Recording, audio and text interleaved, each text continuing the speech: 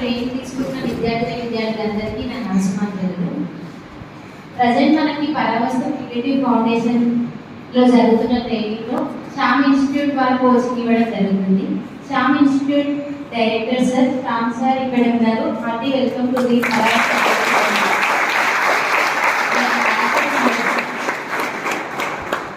Sir. Shyam ఇన్స్టిట్యూట్ని 2001లో establish చేశారు. From that day to till now 20 years దాటింది. ఇప్పటి వరకు 30,000 above SIs and police constable jobs వచ్చాయి. ఇంకా ఓన్లీ ఎస్ఐ కానిస్టేబులే కాకుండా ఎస్ఎస్సి, జీడీ కానిస్టేబుల్, సిహెచ్ఎస్ఎల్ అలా అనేక ట్రైనింగ్స్ ఇస్తూ అనేక మంది విద్యార్థులకు ఉపాధి కల్పించారు వాళ్ళ ఇన్స్టిట్యూట్ ద్వారా. అంత గొప్ప ఇన్స్టిట్యూట్ తెలంగాణ, ఆంధ్రప్రదేశ్ రెండింటిలో number 1 institute for SI and constable అంటే శ్యామ్ ఇన్స్టిట్యూట్ అనే చెప్పుకోవచ్చు. ఇక్కడ మనకి ప్రతి ఒక్కటి శ్యామ్ ఇన్స్టిట్యూట్ ఆధ్వర్యంలోనే కోచింగ్ ఇవ్వడం జరుగుతుంది. మనం ఫ్యాకల్టీ చూసాం, చాలా ఎక్సలెంట్ ఫ్యాకల్టీ అండ్ ఎవ్రీథింగ్. మనకి ఏ డౌట్స్ వచ్చినా కానీ క్లియర్ చేసేంత క్యాపబిలిటీ ఉన్న ఫ్యాకల్టీని మనకు అందించారు. So thank you very much sir. Daily రాసే ఎగ్జామ్స్ అయినా ఫస్ట్ డే మనం ఎంట్రన్స్ ఎగ్జామ్ రాసాం కదా, అందులో పేపర్ చూడగానే నేను షాక్ అయ్యాను. పేపర్ ఇలా ఉంది అని అంటే ఇంకా కోచింగ్ ఏ రేంజ్లో ఉంటుందో అనుకున్నా, అంతకన్నా ఎక్కువలోనే ఉంది మనకు. ఇంపార్టెన్స్ ఆఫ్ శ్యామ్ ఇన్స్టిట్యూట్ ఇలా చెప్పుకుంటూ పోతే చాలా ఉంది సార్ గురించి, ఇంకా ఇన్స్టిట్యూట్ గురించి. కానీ స్పెషల్లీ మనకు ఇక్కడ ఈ కోచింగ్ ఇవ్వడానికి వాళ్ళు ముందుకు రావడం అనేది I'm feeling very happy for that.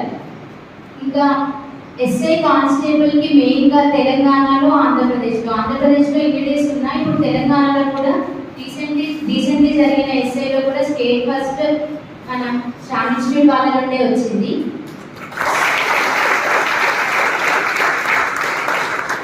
ఇంకా ఇక్కడ మనకు కండక్ట్ చేస్తున్న ఎగ్జామ్ పేపర్స్ అన్నీ కూడా చాలా హైలీ ఉన్నాయన్నమాట. Recommended questioning, way of questioning కూడా చాలా డిఫికల్ట్గా ఉంది. ఇక్కడ మనం ఇవి క్లియర్ చేస్తే ఫైనల్లో ఎగ్జామ్ ఈజీగా క్లియర్ చేయొచ్చు.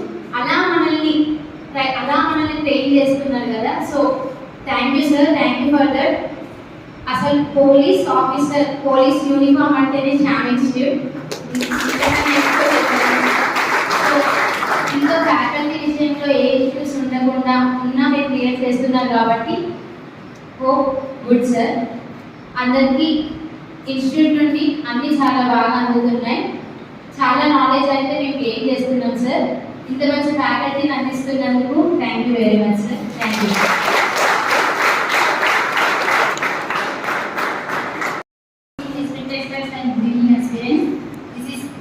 From Rangareddy. We are waiting for you from so many days, sir. Like means for so many information in but also Sani ko pala nahi sir. And today also we are so happy, sir. In first time 2.2 exam conduct చేసినప్పుడు అందరూ participate చేశాము. But ఆ paper చూడగానే చాలా high standard లో ఉంది అన్నమాట paper గా. Special thanks to మల్కర్ sir. Sir మన కోసమని ఆంధ్రప్రదేశ్ తెలంగాణ స్టేట్ లో అన్ని ఇన్స్టిట్యూట్ ని వాళ్ళ ఇన్ఫర్మేషన్ తెలుసుకొని ఫైనల్ గా శ్యామ్ ఇన్స్టిట్యూట్ ని సెలెక్ట్ చేశారంటే వాళ్ళ స్టాండర్డ్స్ ఏ విధంగా ఉంటాయో మనం అర్థం చేసుకోవచ్చు. స్టాండర్డ్స్ అండ్ స్ట్రాటజీ అలాగే శ్యామ్ ఇన్స్టిట్యూట్. అండ్ ఇక్కడ వచ్చే ఫ్యాకల్టీస్ అందరూ కూడా మనకి అన్ని వాళ్ళ 100%. ప్రతి ఒక్కరు కూడా అంటే చాలా డెప్త్ గా చెప్తున్నారు క్లాసెస్ అన్ని కూడా. ఒక సింగిల్ ఆస్పిరెంట్స్, ఒక గ్రూప్స్ ఆస్పిరెంట్స్ ఏ విధంగా ప్రిపేర్ అయితే వాళ్ళ స్టాండర్డ్స్ అన్ని మనకి ఇక్కడ ఇస్తున్నారు క్లాస్ లో. చాలా థ్యాంక్స్ సార్, ఇంకా మంచి ఫ్యాకల్టీస్ ని ఇక్కడ పంపించినందుకు. అర్థమైంది సార్, మమ్మల్ని చాలా ఎక్స్పెక్టేషన్స్ ఉన్నాయని. Will definitely reach your expectation sir. And మా సక్సెస్ కోసం ఇంతగా కృషి చేసినందుకు చాలా చాలా థ్యాంక్స్ సార్. అండ్ మీ సహాయ సహకారాలు ఎప్పుడు క్రియేటివ్ ఫౌండేషన్కి ఉండాలని మనస్ఫూర్తిగా కోరుకుంటున్నాను. Good evening respected sir and good evening my dear friends. ఇది నాది ఫస్ట్ టైం కోచింగ్. నాకు తెలుగు కూడా సరిగా రాదు because my mother tongue is Hindi. Telugu sirs చెప్పిన ఫ్యాకల్టీస్ వచ్చారు కదా, Madina sir, geography Govardhan sir, ఆ సార్ క్లాస్ విన్నా నేను. కొంచెం కొంచెం అర్థమైంది. గోవర్ధన్ సార్ ఎలా చెప్పారో పైన నుంచి కింద వరకు పిట్టులే ఇంకా స్టిక్ అయిపోయింది మైండ్లో. సార్ ఏది చెప్పినా పిట్టే అని. మనం ఒక ఎగ్జామ్ రాసాం ఇంగ్లీష్ మీడియం అందరం, దాంట్లో సంథింగ్ గురుదా అని వచ్చింది. అప్పుడు నాకు గుర్తొచ్చింది, అదే గోవర్ధన్ సార్ చెప్పారు కదా ఇది అని. నెక్స్ట్ ఇంగ్లీష్ మీడియం క్లాసెస్కి వస్తే ఎలాగైనా ఫస్ట్ టైం అది కోచింగ్, బేసిక్స్ కూడా ఏం తెలియదు నాకు. సార్ క్లాస్ వింటున్నప్పుడు, ఫర్ ఎగ్జాంపుల్ కృష్ణ సార్ మొన్న వచ్చారు కదా, చెప్పినారు సార్ ఎలా అంటే కాపీ పేస్ట్. సార్ కాపీ చేశారు, మా మైండ్లో పేస్ట్ అయిపోయింది మొత్తం. No need to revise. ఆ హై లెవెల్ ఇంగ్లీష్ మీడియం వాళ్ళే క్లాస్ కూడా తెలుగు మీడియం అవసరం లేదు. అది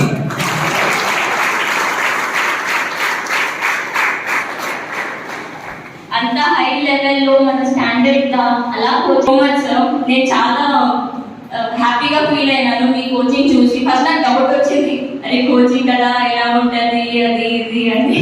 అంటే ప్రైవేట్ లో చూసినాం కదా మనం, సార్ చూస్తారు చెప్పేస్తారు వెళ్ళిపోతారు. ఏదైనా డౌట్ ఉంటే కూడా మా కింద నెక్స్ట్ క్లాస్ అని వెళ్ళిపోతారు. అలా ఇక్కడ లేదు. ఏదైనా English medium or Telugu medium sirs కూడా మనకి హెల్ప్ చేస్తున్నారు మా ఇంగ్లీష్ మీడియం వాళ్ళకి. So thank you so much sir. Hyderabad district నాది కూడా కోచింగ్ ఫస్ట్ టైం సెకండ్ ఇక్కడ చాలా మంది ఫస్ట్ టైం బేసిక్ నాలెడ్జ్ ఏం లేదు. గ్రాడ్యుయేట్ నుంచి సిటీగా కంప్యూటర్స్ జిఎస్ అర్థమెటిక్స్ అంతే. జిఎస్ అయితే ముక్క రాదు, టెన్త్ కూడా అంతే. ఇక్కడికి వచ్చిన తర్వాత నాకు తెలియదు వరకు సార్ ఏ కోచింగ్ ఎట్లా ఉంటుందో తెలియదు, ఎట్లా స్టార్ట్ చేయాలో తెలియదు. కాంపిటేటివ్ నేను ఏదైనా కాంపిటేటివ్ ఎగ్జామ్ రాస్తాను అంటే ఇక్కడ పెట్టిన గ్రాంట్ టెస్ట్ అది నా ఫస్ట్ పేపర్ చూస్తే సుఖంగా అనిపిస్తున్నాయి. అట్లుంది నాకు ఎందుకంటే ఫస్ట్ టైం కాబట్టి ఆ క్వశ్చన్ ఫార్మింగ్ ఆప్షన్స్ అదంతా కోచింగ్ లేకపోతే నేను నా ఫస్ట్ ఎగ్జామ్లో ఐ గాట్ 85. బేసిక్ నాలెడ్జ్ కూడా లేకుండా 85 వచ్చిందంటే శ్యామ్ సార్ పంపిస్తున్న ఫ్యాకల్టీస్ అందరూ చెప్పిన తర్వాత కోచింగ్ అంతా అయిపోయిన తర్వాత పక్కా జాబ్ వస్తుందని అనుకుంటున్నాను. అంతా ఆ స్టాండర్డ్లో ఉంది. కానీ English medium English medium Telugu ముక్క అర్థం కాదు. నేను విన్నాను క్లాస్లో కాబట్టి 1 వీక్ విన్నాను. And history and Madina sir వచ్చారు, చెప్తున్నారు వెళ్తున్నారు అంతా మంచిగా. రోజు వస్తున్నాం కూర్చుంటున్నాం పోతున్నాం అట్లనే ఉండింది. ఆ కాన్సెప్ట్ అర్థమవుతుంది కానీ టెక్నాలజీ నాకు చాలా ప్రాబ్లం అయింది. అండ్ మధుకర్ సార్ అసలు పాపం ఇంగ్లీష్ మీడియం ఆగమాగం అవుతుంది అనేసి సపరేట్ ఫ్యాకల్టీ మమ్మల్ని ఇంగ్లీష్ మీడియం సపరేట్ చేసి ఇక్కడ నుంచి క్లాసెస్ అరేంజ్ చేసి అంతా చేసి ప్రొజెక్షన్ అవన్నీ చేశారు. ఇంగ్లీష్ మీడియం క్లాసెస్ వచ్చి నరేష్ హిస్టరీ స్టార్ట్ చేశారు, చాలా బాగుంది. ఎంత నాకు తెలియదు హిస్టరీ కూడా అంతే లైక్ నార్మలే. నరేష్ సార్ తర్వాత అమ్మ క్లాస్ కాలేదు, ఒక్కటే రోజు వచ్చారు క్లాస్. ఎట్లా నాకు లిటరలీ తెలియదు, లైక్ కాంప్లిమెంట్ దాటి అవన్నీ లేదు. ఇండియా మ్యాప్ ఉంటుంది, వరల్డ్ మ్యాప్ ఉంటుంది, అది ఇక్కడ ఇది ఇక్కడ అంతే. ఆడి వరకు బేసిక్ నుంచి స్టార్ట్ చేశారు. ముక్క తెలియని వాళ్ళ కూడా బిట్టుపోదు అట్లా చెప్తున్నారు కాబట్టి. అండ్ దాని క్వాలిటీ సార్ కృష్ణ సార్ వచ్చారంట, నేను ఇస్తాను. ఫ్రెండ్స్ అంతా చెప్తున్నారు మస్తు ఉంది క్లాస్, మస్తు చెప్పినారు సార్ అని. నేను ఫీల్ అయినా అరే నేను ఇంటికి మిస్ అయిపోయారు అని. మళ్ళీ అది ప్రొజెక్టర్లో విన్నాము, మాకు కూడా అదే అవుతుంది. తెలుగు మీడియం అయితే ఇంగ్లీష్ మీడియం అక్కడ అదే అవుతుంది. క్వాలిటీ క్లాస్లో విన్నాను, పర్ఫెక్ట్ అసలు. Shyam sir thank you so much for the faculty. We are very glad to have the faculty here. Thank you so much for the opportunity. ఇక ఇంగ్లీష్ మీడియం వాళ్ళని చూస్తే శేఖర్ సార్ కానీ కృష్ణ సార్ కానీ నరేష్ సార్ అని రిపీట్గా మీరు కూడా చెప్పారు. సరే మన ఎదురుగా ఉన్నటువంటి పాలిటీ శేఖర్ రాజ్యాంగం మన రాసిందా ఇంకా చెప్పిన అర్థం కాదు కానీ రాజ్యాంగం మాత్రం అందరి కూడా మాత్రం చాలా ఉంది. సో ఇప్పుడు శేఖర్ గారిని మాట్లాడాల్సిన కోరుతున్నాను.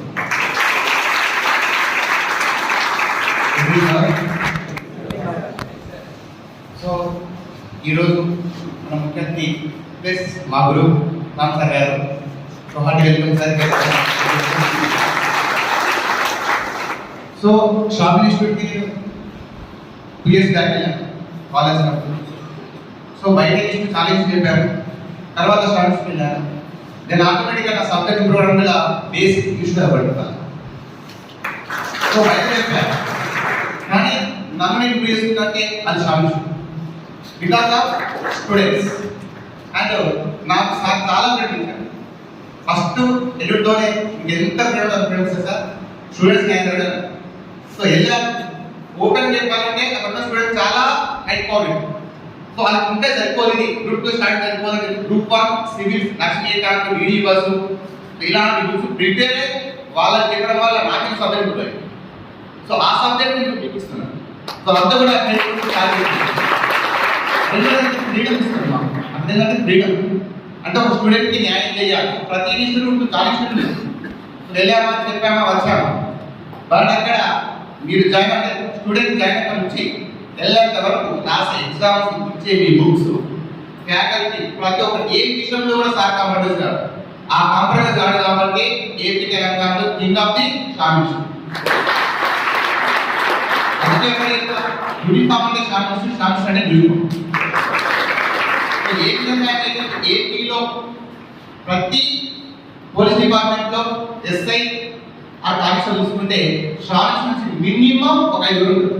సో అదే విధంగా తెలంగాణలో కూడా ప్రతి జిల్లాలో ఇటు పరామర్శ నుంచి ఇటు షామిల్ ప్రతి సర్టిఫికేట్ మన వాళ్ళకి చెప్పేసి మనస్ఫూర్తిగా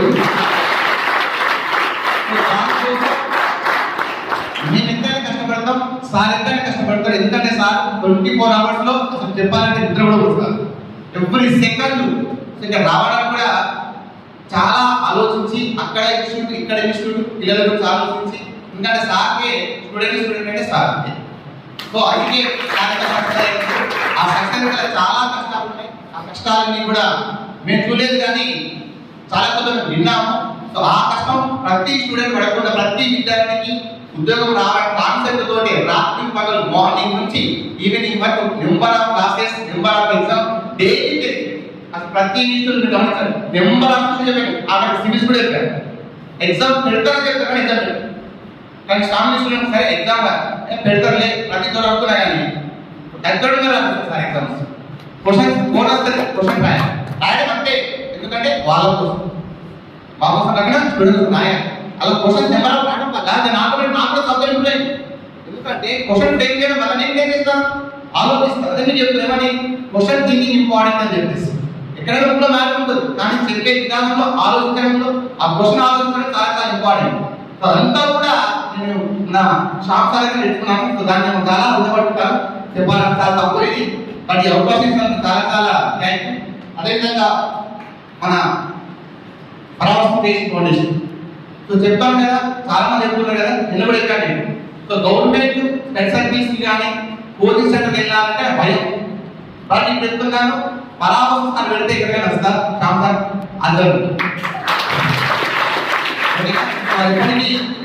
సో ప్రతి జిల్లాలో ఉంటారు. ఇక్కడికి వెళ్ళేటప్పుడు 300 మంది మళ్ళీ మనం కలవాలి. స్పెషల్ గెస్ట్ మళ్ళీ శ్యామ్ సార్ రావాలి, అందులో ఉండాలి, మన టీం అంతా ఉండాలి, తెలంగాణ మొత్తం మార్చుకోవాలి. ఓకేనా? సో నేను రోజు ఎలా మాట్లాడుతున్నాను మీతో, మరొక 2 నిమిషాలు మీతో మాట్లాడతాను. శ్యామ్ గారికి ఎన్నో సందర్భాలు వస్తారని చెప్పాను, బట్ అనుకోకుండా తన టైం 2 సార్లు మిస్ చేశారు. అఫ్కోర్స్ వేరియస్ రీజన్స్ ఉన్నాయి. తను ఇక్కడ కేవలం మనమే కానీ అక్కడ దాదాపు 6,000-7,000 స్టూడెంట్స్ అని దగ్గర ఉన్నారు.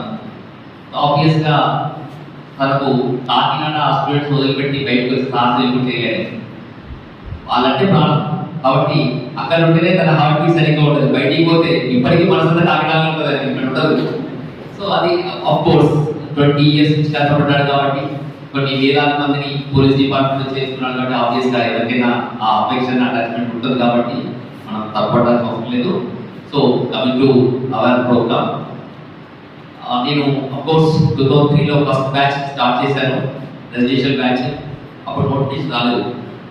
అయితే ఆ బ్యాచ్ నడుస్తున్న క్రమంలో మహబూబ్నగర్ జిల్లా కలెక్టర్ ఎందుకో కొల్లాపూర్ మహబూబ్నగర్ జిల్లాకు వచ్చినప్పుడు ఆర్టీఓ గారు పర్టికులర్ క్యాంపస్ తీసుకుంటాడు, సార్ ఈ విధంగా ట్రైన్ చేస్తున్నామని. అయ్యో నోటిఫికేషన్ పడలేదు కదా, వీళ్ళందరికీ మనం ఆర్టీసీకి ఇచ్చేద్దాం, ఆర్టీసీ వాళ్ళకి డిమాండ్ ఉంది అని చెప్పేసి మొత్తం 80 మంది అన్ఎంప్లాయిడ్ యూత్ ను మొత్తం ఆర్టీసీకి సెక్యూరిటీ గార్డ్స్ గా ఫస్ట్ ఇవ్వడం జరిగింది. సో ఆ తర్వాత 2005-06లో నేను వనపర్తి సిఏగా ఉన్నప్పుడు, వనపర్తి సబ్ ఇన్స్పెక్టర్గా ఉన్నప్పుడు అప్పుడు కూడా బలిదల ఫస్ట్ లో ఒక బ్యాచ్ పెట్టారు. 120 మెంబర్స్ బ్యాచ్ తీసుకొనేసి ఆ బ్యాచ్ పెట్టినప్పుడు ఆ మహబూబ్నగర్ జిల్లాలో 120 వేకెన్సీస్ ఉన్నాయి కానిస్టేబుల్స్. ఫస్ట్ అప్పుడు ఫిజికల్ టెస్ట్ ఫస్ట్ ఉంటుంది, తర్వాత ఎగ్జామినేషన్ ఉంటుంది. ఆ ఫిజికల్ టెస్ట్ లో ఎవరైతే 100 మీటర్స్ లో కానీ 80 మీటర్స్ లో ఫస్ట్ ఆ బ్యాచ్ కు ఫస్ట్ వస్తే అరే బాబు మనపటి నుంచి వచ్చిన అని అడిగేవాళ్ళు. అలాంటి ఫిజికల్ ట్రైనింగ్ అక్కడ మేము ఇచ్చాము. సో ఎందుకు చెప్తున్నా అంటే అప్పట్లో ఇంత కాంపిటీషన్ లేదా. ఆ రోజు వనపర్తిలో 120 మెంబర్స్కి ఇస్తే 78 members only Wanaparthy out of 120 post. ఈ రోజు కూడా మెంబర్స్ తో సాధ్యపడాలి. అంటే ఆ రోజు ఇంత కాంపిటీషన్ ఉన్నప్పటికీ కోచింగ్ సెంటర్స్ లేవు. పెద్దగా కోచింగ్ ఇవ్వాలి, ట్రైనప్ చేయాలి, ఉద్యోగిని ప్రిపేర్ చేయాలి అంత పెద్ద కాన్సెప్ట్ లేకున్నా ఆ రోజు ఫస్ట్ ప్రోగ్రామ్ మనం తీసుకొనేసి మనం ఏదైతే ట్రైనింగ్ చేసామో వాళ్ళందరూ కూడా మోస్ట్ ఎఫిషియన్సీ తోటి అక్కడ సక్సెస్ అయ్యారు. సో ఆ స్పీడ్ ఆ ఎనర్జీ తోటి ఫ్రీక్వెంట్ చేయడం మొదలు పెట్టారు. ఎప్పుడైతే తెలంగాణ ఫార్మేషన్ అయిన తర్వాత మీకు అందరికీ తెలుసు థౌసండ్స్ ఆఫ్ వేకెన్సీస్ కూడా మొదలు పెట్టారు. ఫస్ట్ వేకెన్సీ 16,000 ప్లస్ వేకెన్సీస్ మన డిపార్ట్మెంట్ వచ్చాయి. సో నాకు అంతకుముందే కొంత ట్రైనింగ్ ఇవ్వడం మొదలు పెట్టడంతో మళ్ళీ కూడా రిజిస్ట్రేషన్ క్యాంప్ పెట్టారు 2015-16లో. అప్పుడు స్టార్ట్ అయింది ఎమ్మెల్యే పొలిటీషియన్స్. అరే ఇలా పెడితే మన కూడా పెడితే బాగుంటుంది అనేది ఫస్ట్ ఇన్విటేషన్ మన పట్ల స్టార్ట్ అయింది. నాగర్కర్నూలు ఫస్ట్ తీసుకున్నాం. నాగర్కర్నూలు ఎమ్మెల్యే మరిజనార్దన్ రెడ్డి గారు ఇక్కడికి పంపించేసి ఎలా జరుగుతుందో చూసుకొని మేము కూడా పెట్టాలనుకుంటున్నాం అని చెప్పేసి అక్కడ పెట్టారు. ఆ తర్వాత గద్వాల ఎమ్మెల్యే పెట్టాడు. ఆ తర్వాత ఇబ్రహీంపట్నం ఎమ్మెల్యే పెట్టాడు. ఫస్ట్ వనపర్తి స్టార్ట్ అయినాకనే మిగతా అన్ని ఎమ్మెల్యేలు స్టార్ట్ అయ్యి మొత్తం తెలంగాణ మొత్తం అయింది. చూడండి పొలిటికల్ అది ఎలాగో అఫ్కోర్స్ వాళ్ళ కాన్షియన్సీ వరకు వాళ్ళు తీసుకొనేసి ప్రతి చోట దాదాపు నాకు తెలిసి ప్రతి దగ్గర కూడా కండక్ట్ చేశారు. అంటే ఎమ్మెల్యే కొంతమంది ఇంట్రెస్ట్ వాళ్ళు కండక్ట్ చేశారు. ఈలోగా నేను హైదరాబాద్ లో వర్క్ చేస్తున్నప్పుడు తెలంగాణ ఫార్మేషన్ అయిన తర్వాత హైదరాబాద్ కమిషనర్ మహేందర్ గారు నో ప్రజెంట్ ఈజ్ డీజీ అదే దివాస్ commissioner of Hyderabad city. So అక్కడ నేను పనిచేసే దగ్గర ధూళిపేట ఉంటుంది, అట్లాగే మా గరుడి బస్తీ అని ఉంటుంది. ఇక్కడ మొత్తము అంత గాంజా గుడంబ అన్ని కూడా అటువంటి ఏరియాస్ మొత్తం కూడా చాలా ఎఫెక్టెడ్ అయింది. ఆ ఏరియాస్ లో కూడా కొంతమంది ఎడ్యుకేటెడ్ యూత్ ని తీసుకుందామని ఆలోచన వచ్చి సార్ దగ్గరే వర్క్ చేసేవాడు. అప్పుడు మహేందర్ ఇప్పుడు డీజీ గారి దగ్గరనే నేను సార్ ఆఫీస్ లో వర్క్ చేసేవాడు. పీడీసీఎల్ ఇన్ఛార్జ్ ఆఫీసర్ గా చేసేవాడు. సో సార్ అటాచ్మెంట్ ఉన్నప్పుడు అప్పుడు మహేందర్ సార్తో మనం ఈ ప్రోగ్రామ్ ఆర్గనైజ్ చేయాలి అనే ఉద్దేశంతో సార్ ఫస్ట్ మహేందర్ సార్ ఆలోచించి మనం పోలీస్ డిపార్ట్మెంట్ నుంచి చేద్దాం. అప్పటి వరకు మనం పర్సనల్ గా నేను చేస్తుంటాను, బట్ పోలీస్ డిపార్ట్మెంట్ ఎందుకు చేయకూడదు అని చెప్పి తెలంగాణ ఫార్మేషన్ అయిన తర్వాత మహేందర్ సార్ హైదరాబాద్ ఒకటే ఒక బ్యాగ్ తీసుకొని దాన్ని సక్సెస్ఫుల్ గా చేసాం. చేసిన తర్వాత అనుకున్న రిజల్ట్స్ రాకపోయినా ప్రోగ్రామ్ మాత్రం కంటిన్యూ చేసాం. అఫ్కోర్స్ ఆ తర్వాత 2018 ఒక బ్యాచ్ స్టార్ట్ చేసాం. అయితే అప్పటికి ప్రతి ఎమ్మెల్యే ప్రతి జిల్లాలో కూడా చేయాలని ఆలోచన వచ్చింది. చేసి ప్రతి జిల్లా హెడ్ క్వార్టర్స్ లో పోలీస్ డిపార్ట్మెంట్ నుంచి బ్యాచ్ చేయాలి. అందరికి కూడా నాకు షాప్ కంటే ముందు హైదరాబాద్ వాళ్ళందరితో చాలా మంచి పరిచయాలు ఉన్నాయి. వాళ్ళ డైరెక్టర్స్ కూడా నాకు ఎంత పరిచయం కోసం ఇది కూడా వీళ్ళకు తెలుసు. చాలా మంచి పరిచయాలు ఉన్నాయి, మంచి ఎఫిషియన్సీ ఉంది, మంచి ఫ్యాకల్టీ పంపించారు. కానీ రిజల్ట్స్ అనుకున్న స్థాయి దగ్గర రాలేదు. లాస్ట్ టైం హైదరాబాద్ సిటీ నుంచి మీరు చాలా మంది చూస్తుంటారు, యూట్యూబ్ లో చూస్తారు, ఎన్నో ఛానల్స్ గొప్పోడు అని చెప్పేసి ఏ ఛానల్ అయినా కూడా పేపర్ లో పెద్ద ఆర్టికల్స్ రాశారు. 5,000 మందికి ట్రైనింగ్ ఇచ్చాం హైదరాబాద్ సిటీలో పోలీస్ డిపార్ట్మెంట్ నుంచి చెప్తున్నాను. నా ఓన్ గా మనపటి స్టూడెంట్స్ తీసుకొచ్చి ఇప్పించారు. బట్ హైదరాబాద్ పోలీస్ డిపార్ట్మెంట్ నుంచి ఒక్కొక్క zone, north zone, east zone, west zone, south zone, central zone, ఒక్కొక్క జోన్ నుంచి 1000 మెంబర్స్ తీసుకున్నాం. తీసుకొచ్చి అందరికీ ట్రైనింగ్ చేశాం. ప్రిపేర్ అయిపోయింది, ఫిజికల్ టెస్ట్ అయిపోయింది, మెయిన్ టెస్ట్ కూడా అయిపోయింది. మా విధంగానే సైబరాబాద్ కమిషనర్ వాళ్ళు, రాజకోట కమిషనర్ వాళ్ళు తెలంగాణ స్టేట్ లో 33,000 మంది పోలీస్ డిపార్ట్మెంట్ నుంచి ట్రైనింగ్ చేస్తారు. ఒకటే ఇన్స్టిట్యూట్ నుంచి అందరికీ ట్రైనింగ్ ఇచ్చాం. ఒక్క హైదరాబాద్ సిటీ నుంచి 1068 members with heart ticket members మేము ప్రమోట్ చేసేసి ఉద్యోగాలు కానిస్టేబుల్ ఇప్పించగలిగాం. నేను ఎందుకు చెప్తున్నానంటే ట్రైనింగ్ పార్ట్ ఎంత ఇంట్రెస్ట్ చేసినా కూడా 5,000 మందిలో 1000 మెంబర్స్ అంటే 20%. 5,000 లో 1068 20% మాత్రమే వచ్చింది మాకు. రాచకొండ సైబరాబాద్ చూస్తే కేవలం పేపర్లు వచ్చారు, రీసెర్చ్ చేయలేదు. పేపర్లో ఇంతమంది సెలెక్ట్ అయ్యారని చెప్పి ఒక్క ఫోటో కానీ వాళ్ళ హార్ట్ టికెట్స్ ప్రకారం ఇక్కడ ఇవ్వలేదు. మనం ఎంత ఎఫిషియెంట్ గా చేసినా రిజల్ట్ ఓరియంటెడ్ గా రాలేదు. ఈ క్రమంలో మళ్ళీ నోటిఫికేషన్ పడుతుందనే విషయం తెలుసుకున్నప్పుడు సరే ఎలాగో మనం బ్యాచ్ స్టార్ట్ చేయాలి కదా, ఈసారి కొద్దిగా చేంజ్ చేయాలి, ఏం చేస్తే రిజల్ట్స్ ఓరియంటెడ్ గా ఉంటాయి అంత హైదరాబాద్ కష్టపడితే 20% రిజల్ట్ తీసుకోలేకపోయినాం. ఆల్మోస్ట్ 1 ఇయర్ పైన ట్రైనింగ్ ఇచ్చాం. అది కూడా చాలా కష్టపడి ఇచ్చాం. బట్ అంత ఎఫెక్టివ్ గా నేను ఇవ్వలేదు. తర్వాత నాకు అర్థమైంది ఇన్స్టిట్యూట్ వాళ్ళ డైరెక్టర్స్ గారు ఏం చెప్తే, ఇన్స్టిట్యూట్ వాళ్ళు ఏం చెప్తే దట్స్ ఓకే. ఎలా ఉంది పిల్లలు అడిగారు, అందరూ చాలా బాగుంది అని అన్నారు. మరి రిజల్ట్స్ విషయానికి వస్తే రిజల్ట్స్ రాలేదు అక్కడ. మాక్సిమం కొంతమంది పాత స్టూడెంట్స్ ఉన్నారట. చాలా హై లెవెల్ ఎన్నికలు చేశాం. ఎంతమంది పోలీస్ ఆఫీసర్ పిలిపించామంటే ప్రతి కమిషన్, ప్రతి ఐపీఎస్ హైదరాబాద్ లో ప్రతి ఐపీఎస్ ఆఫీసర్ మన దగ్గరికి వచ్చాడు. ఆ కుటుంబం చూసి బాగా క్రేజ్ వచ్చేసి పిల్లలు ఇన్స్పిరేషన్ జరుగుతుందని చెప్పేసి చాలా ఎంకరేజ్ చేస్తాం. స్టిల్ మేము ఓన్లీ 20% మాత్రమే రిజల్ట్ తీసుకున్నాం. నేను చాలా ఆలోచించి ఎలాగైనా పర్లేదు ఈసారి కొంచెం ట్రెండ్ చేయాలి అని చెప్పి ఈ క్యాంపస్ సెలెక్ట్ అయిన తర్వాత నేను నమ్మరు ఒక్కొక్క సబ్జెక్ట్ వైజ్ గా ఫ్యాకల్టీ ఎవరు బాగుంటుందని అనాలిసిస్ చేశాను.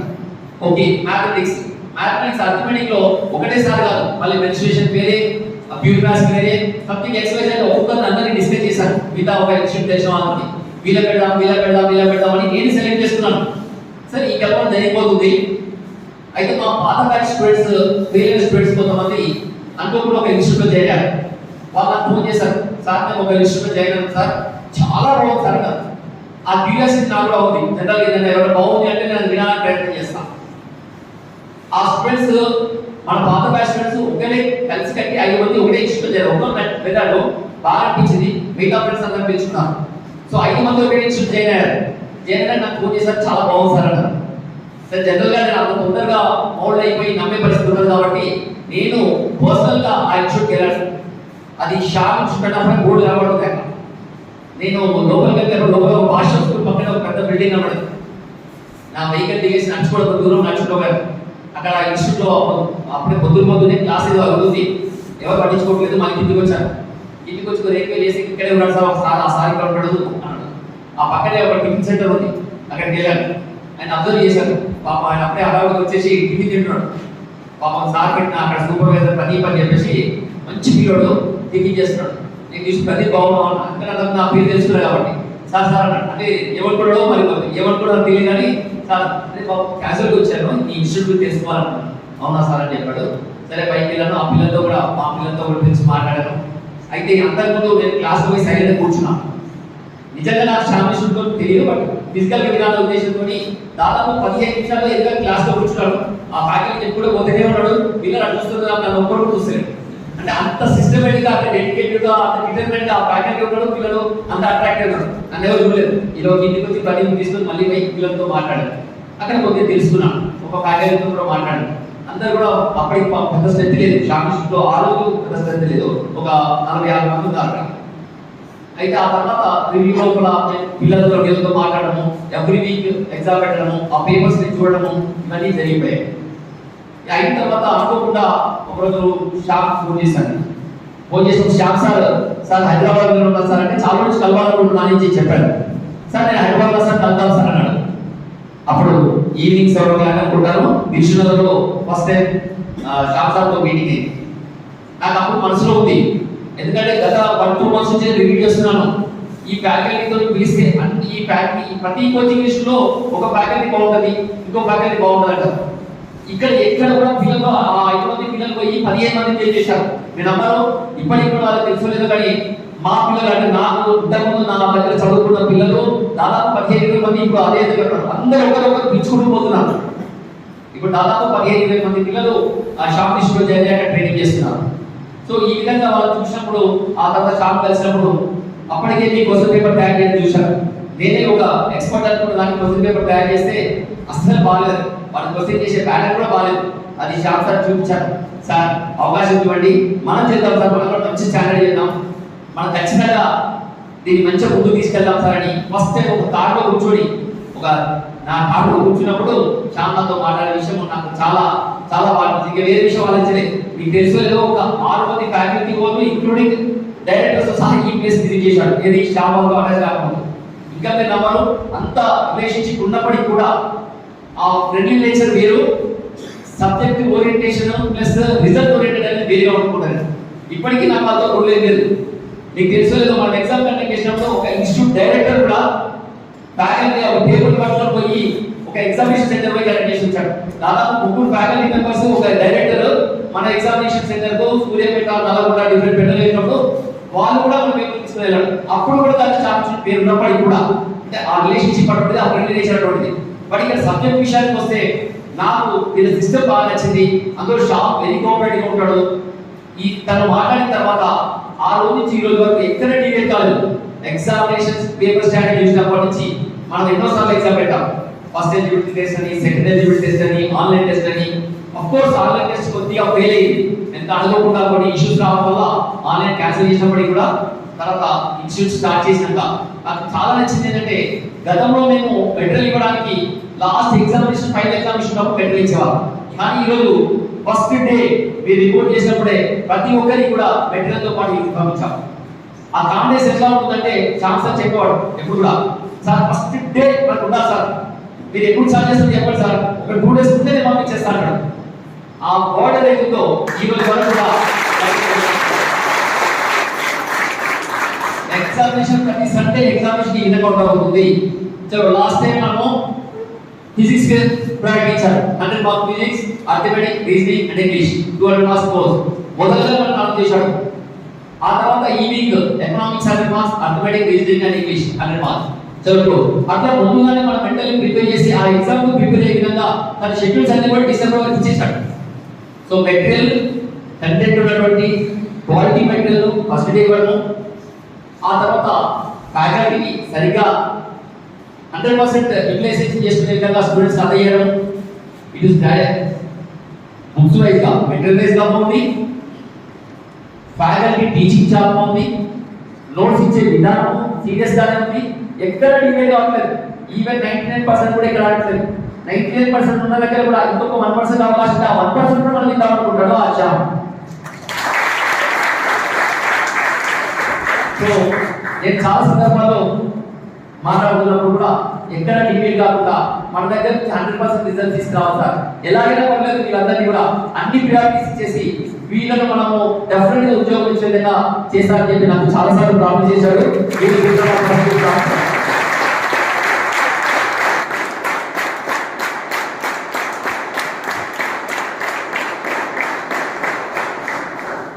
So thank you very much from our side. So final గా నాకు ఎలా కనెక్టివిటీ జరిగింది, ఎలా పరిచయం జరిగింది, ఆ తర్వాత వీళ్ళను ఎంగేజ్ చేసుకోవడం, ఇవన్నీ కూడా మీకు చెప్పడం జరిగింది. నాకు ఎంతో మంది ఫ్రెండ్స్ ఉన్నప్పటికీ, మంచి ఇన్స్టిట్యూట్స్ ఉన్నప్పటికీ కూడా, ఎవరి ప్రొఫైల్ వాళ్ళకు ఉన్నప్పటికీ కూడా 101% నాకు శ్యామ్ ఇన్స్టిట్యూట్ నచ్చింది. ఈ దీని ద్వారా మీకు రిజల్ట్స్ వస్తారని చెప్పి నమ్మి శ్యామ్ ఇన్స్టిట్యూట్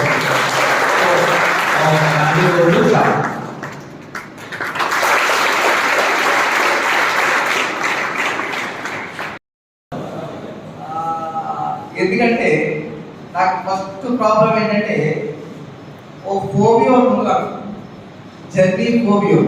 సార్ కూడా చెప్పలేదు, ప్రయాణం చేయడం అంటే నాకు ఇప్పుడు ఒకే రోజు కూర్చొని ఎంతమంది స్టూడెంట్స్ అయినా సరే, వాళ్ళకి ఏ ఎగ్జామ్స్ కావాలన్నా సరే, వాళ్ళకి ఏ మెటీరియల్ కావాలని చెప్పి దాని గురించి ఉదయం నుంచి సాయంకాలం వరకు ఆలోచించడం తప్ప బయట తిరగడం అనేది నాకు అలవాటు లేదు. 20 years నుంచి అలవాటు ఏమైందంటే బయట జర్నీ ఒక భయంగా పట్టుకున్నాను. కానీ తప్పదు, తెలంగాణలో ఇన్స్టిట్యూట్ పెట్టడానికి అప్పుడప్పుడు రావడం జరుగుతుంది. అయితే ఇంకా ముఖ్యంగా సభను లేదా వేదిక అలంకరించిన మన సార్ మధుకర్ స్వామి గారికి, మా గవర్నమెంట్ డాక్టర్లు, అలాగే మా అక్కడ స్టూడెంట్స్ యొక్క డాక్టర్ అరుణ్ కుమార్ గారికి, మీరు ఎంతో ఇష్టపడుతున్న శేఖర్ సార్కి, అలాగే ప్రియమైన విద్యార్థులకు, అదేవిధంగా సార్కి నేను మాట ఇచ్చానంటే ఖచ్చితంగా జరగాలని కోరుకుంటానండి. అది కొంతవరకు దేవుడి యొక్క సహకారం కూడా ఉండాలి. మీ 300 మందికి ఉద్యోగాలు రెప్పించాం సార్ మనం అని, ఆ విధంగా రెప్పించడానికి ప్రయత్నం చేస్తాను. మీ అందరికీ నా ఆశీస్సు.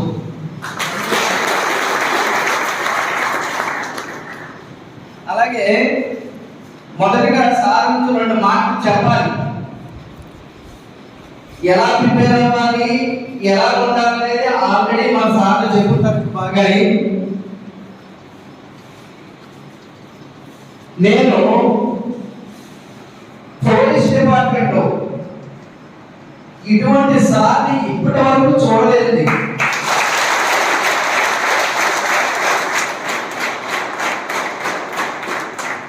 అంటే మీరు చూడలేదంటే మీకు పోలీసులతో అంతపరిచయమని అనుమానం చాలా మంది కలుగుతుంది.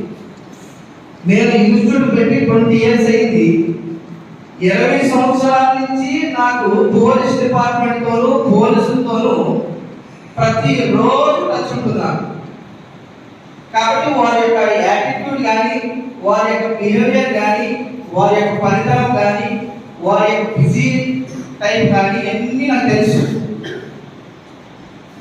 కానీ ఈ పోలీస్ డిపార్ట్మెంట్లో ఇంత హోదా ఉన్నా, ఇంత బిజీ ఉన్నా అవేమీ పట్టించుకోకుండా సమాజంలో, రెండోది ఒక జిల్లా పరిమితి కాకుండా, ఒక మతానికి పరిమితి కాకుండా, ఒక కులానికి పరిమితి కాకుండా మొత్తం టోటల్గా తెలంగాణ యూత్ అంతా కూడా మంచి జీవితాన్ని ఇవ్వాలి, వాళ్ళందరూ జీవితంలో స్థిరపడాలి, మంచి ఉద్యోగం సాధించాలి అనే తపన అనువనుగా కనిపించిన ఒకే ఒక పోలీస్ ఆఫీసర్ ఎవరంటే మన మొదటి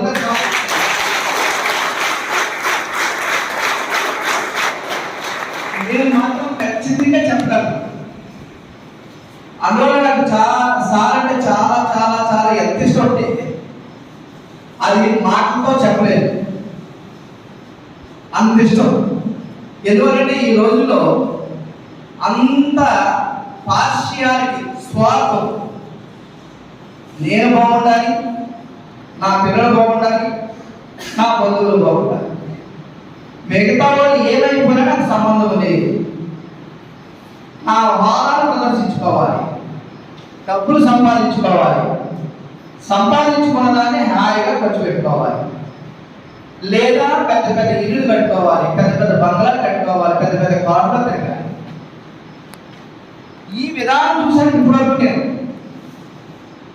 ఆ విధానం ఎక్కడా కూడా లేని ఏకైక వ్యక్తి మా మొదటి.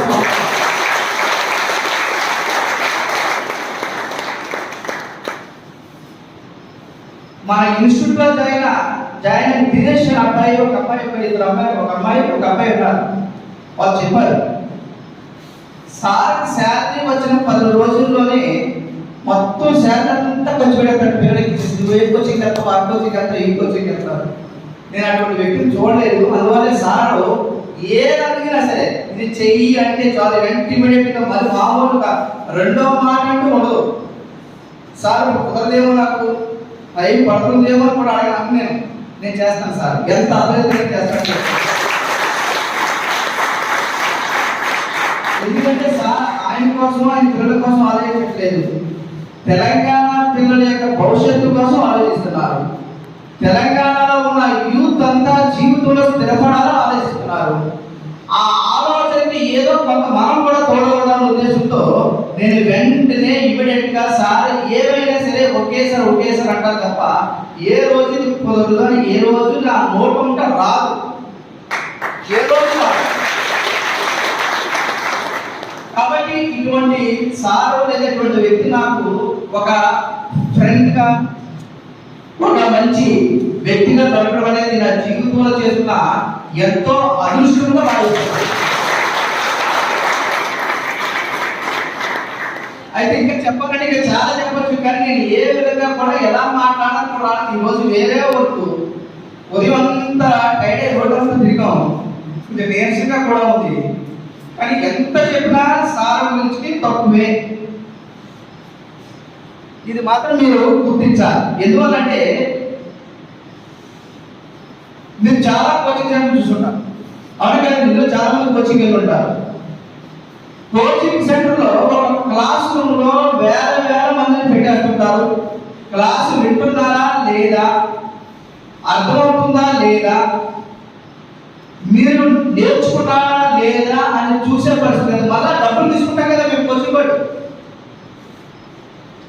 కానీ ఒక్క రూపాయి కూడా మీరు తీసుకోకుండా మీకు లాడ్జింగ్ బోర్డు ఇచ్చి మళ్ళీ మంచి ఫ్యాకల్టీ ఎక్కడైతే మంచి ఫ్యాకల్టీ ఉన్నారో ఎంత వచ్చైనా వెనకాలకుండా తీసుకొచ్చి చెప్పించడం అంటే మాట్లాడేది.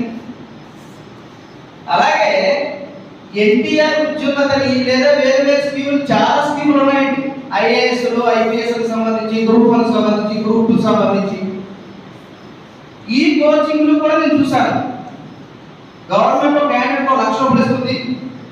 ఆ 1 లక్ష రూపాయలు తీసుకుని కోచింగ్ ఇచ్చే పరిస్థితులు కూడా ఉన్నాయి. కానీ ఒక్కడ కూడా కోచింగ్ ఇచ్చే పరిస్థితి దాంట్లో కనిపించలేదు. అదేవిధంగా ఒక్కడ కూడా కోచింగ్ వచ్చే పరిస్థితి కూడా లేదు.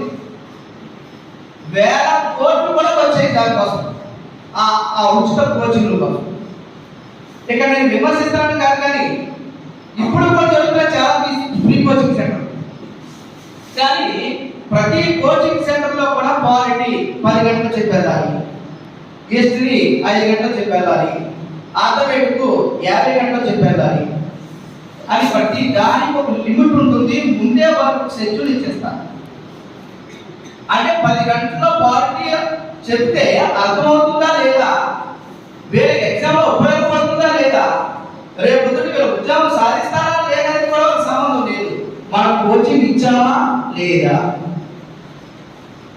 మనకు పేరు వచ్చిందా లేదా, 10 మంది మన గురించి కోచింగ్ ఇచ్చామని చెప్పుకుంటున్నారా లేదా అనే ఆలోచించే పరిస్థితుల్లో కనీసం ఈరోజు ఆదివారం పోలీస్ డిపార్ట్మెంట్లో ఎంత బిజీగా ఉంటుందో మీ అందరికీ తెలిసిందే. ఈరోజు ఆదివారం ఫ్యామిలీతో గడపవలసిన టైం.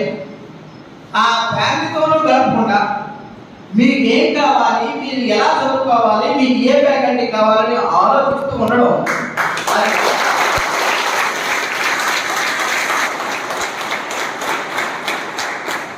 వ్యక్తిత్వం అని నేను సభాముఖంగా చెప్పానండి. అందువల్ల సార్ అంటే చాలా ఇష్టం. ఇది ఉచిత కోచింగ్గా లేదండి. ఒక్కొక్కరి దగ్గర 2 లేదా 3 లక్షలు తీసుకుని కోచింగ్ ఇస్తే ఎలా ఉంటుందో అలా ఉంది. ఎందువల్ల ముందు కొన్ని జరిగాయి. ఉద్యోగం వచ్చిన తర్వాత ఫీజు కట్టండి అని చెప్పి మీ దగ్గర సర్టిఫికెట్ తీసుకుని ఉద్యోగం వచ్చిన తర్వాత 1 లక్ష 2 లక్షలు తీసుకోవడం ఉందా లేదా సిస్టమ్? అది ఉందా లేదండి? అంటే దాని అర్థం ఏంటంటే మీకు క్లాస్ చెప్తారు, 1 గంట 2 గంటలు చదివిస్తారు అంతే, తర్వాత ఉద్యోగం రావడం రాకపోవడం.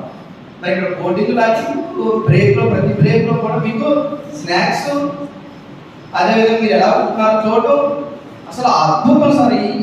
ఈ 2 రాష్ట్రాలు కాదు, అసలు దేశంలోనే ఇటువంటి విధానం కానీ ఇటువంటి కోచింగ్ విధానం అనేది ఉండదని నేను చెప్తాను.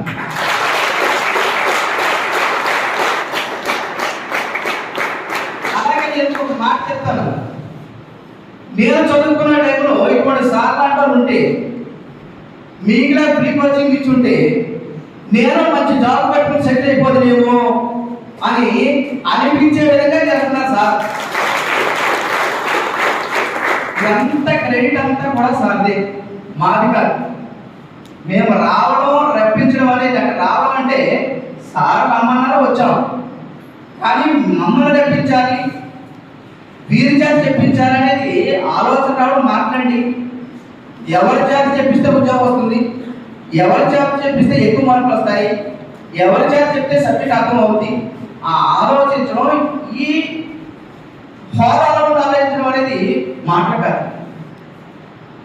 కాబట్టి సార్ మీ అందరి తరఫున, అంటే ఎందుకు మీ అందరి తరఫున అంటే నాకు పిల్లలంటే చాలా ఇష్టం అండి. నాకు 20 సంవత్సరాల నుంచి లక్షల మంది పిల్లలతో మాట్లాడండి. 20 years డే నైట్ వాళ్ళు పడుకునే వరకు కూడా వాళ్ళతోనే ఉంటారు. నాకు ఇంకా వేరే పని ఏమీ లేదు. నాకు ఖాళీ దొరికితే సినిమా తప్ప ఇంక వేరే వ్యాపారం లేదు, వేరే పని లేదు, వేరే ఆలోచన లేదు. కాబట్టి నాకు పిల్లలంటే చాలా ఇష్టం. అటువంటి పిల్లలకి సార్ లాంటి వాళ్ళు దొరకడం వల్ల ఆ సార్కి నేను నిజంగా మీ తరఫున సార్కి థ్యాంక్స్ పిల్లలు తెలియజేస్తున్నాను.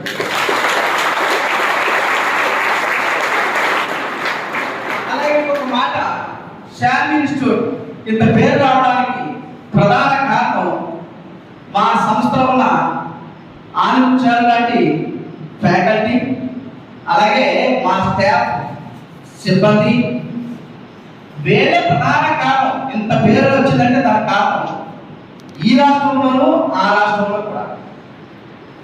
దానికి ప్రధానంగా ఫ్యాకల్టీనే అభినందించాలి. ఎందుకంటే ఒక మాట, తెలంగాణ విడిపోయిన తర్వాత తెలంగాణ ఎస్ఐ పేపర్ వేరే ఉంటుంది, ఏపీ పేపర్ వేరే ఉంటుంది. తెలంగాణ ఎస్ఐ పేపర్కి ఏపీ ఎస్ఐ పేపర్కి తేడా ఏంటంటే తెలంగాణ హిస్టరీ, తెలంగాణ ఉద్యమం, అదేవిధంగా ఇది సుమారుగా 50 మార్కులు డిఫరెన్స్ ఉంటుంది. మిగతా అన్ని కామన్గా ఉంటాయి. 50 మార్కుల డిఫరెన్స్. కానీ అక్కడ నేను ఏపీలో ఇచ్చింది ఓన్లీ ఏపీఎస్ఐకి సంబంధించిన సిలబస్ మాత్రమే కోచింగ్ ఇచ్చాను. అంటే మిగతా 50 మార్కులకు సంబంధించిన కోచింగ్ ఇవ్వలేదు, వారు కూడా చదవలేదు. కానీ చదవకుండా ఒక వ్యక్తి, అంటే చాలా మంది రాశారు, అందులో ఒక వ్యక్తి తెలంగాణలోనే టాపర్గా నిలిచాడంటే అతనికి ఏ విధమైన మెటీరియల్ కానీ ఏ విధమైన సబ్జెక్ట్ అందిందో ఒకసారి మీరు అర్థం చేసుకోండి. మరి అదే ఇక్కడ తెలంగాణ హిస్టరీతో పాటు అన్ని చెప్తున్నా కదా మనం 50 మార్కులు ఉన్న తేడా పేపర్ని, అంటే డిఫరెన్స్ ఉన్న పేపర్ని ఒక వ్యక్తి అక్కడి నుంచి వచ్చి రాసి 2019లో స్టేట్ ఫస్ట్ ర్యాంక్ కొట్టాడు. State first. అతను ఎక్కడంటే 200 మార్కులకి అథమెటిక్ వేసినందుకు 178 మార్కులు తెచ్చుకున్నాడు. 178 అంటే 22 మార్కులు మాత్రమే పోయింది. మీరు 3 అవర్స్లో ఆ 200 బిట్లు చేయాలంటే మన తాగ కాదు. 150 బిట్లు చేసినప్పుడు చేసేస్తాం. అంటే అతను 178 తెచ్చుకున్నాడంటే 200 బిట్లను సాల్వ్ చేశాడు. అంటే ఆ విధంగా చేశాడంటే దానికి ప్రధాన కారణం మేము పెట్టే ప్రతిరోజు ప్రతి వీక్లీ పెట్టే ఆ టెస్ట్ ప్రధానమైన కారణం.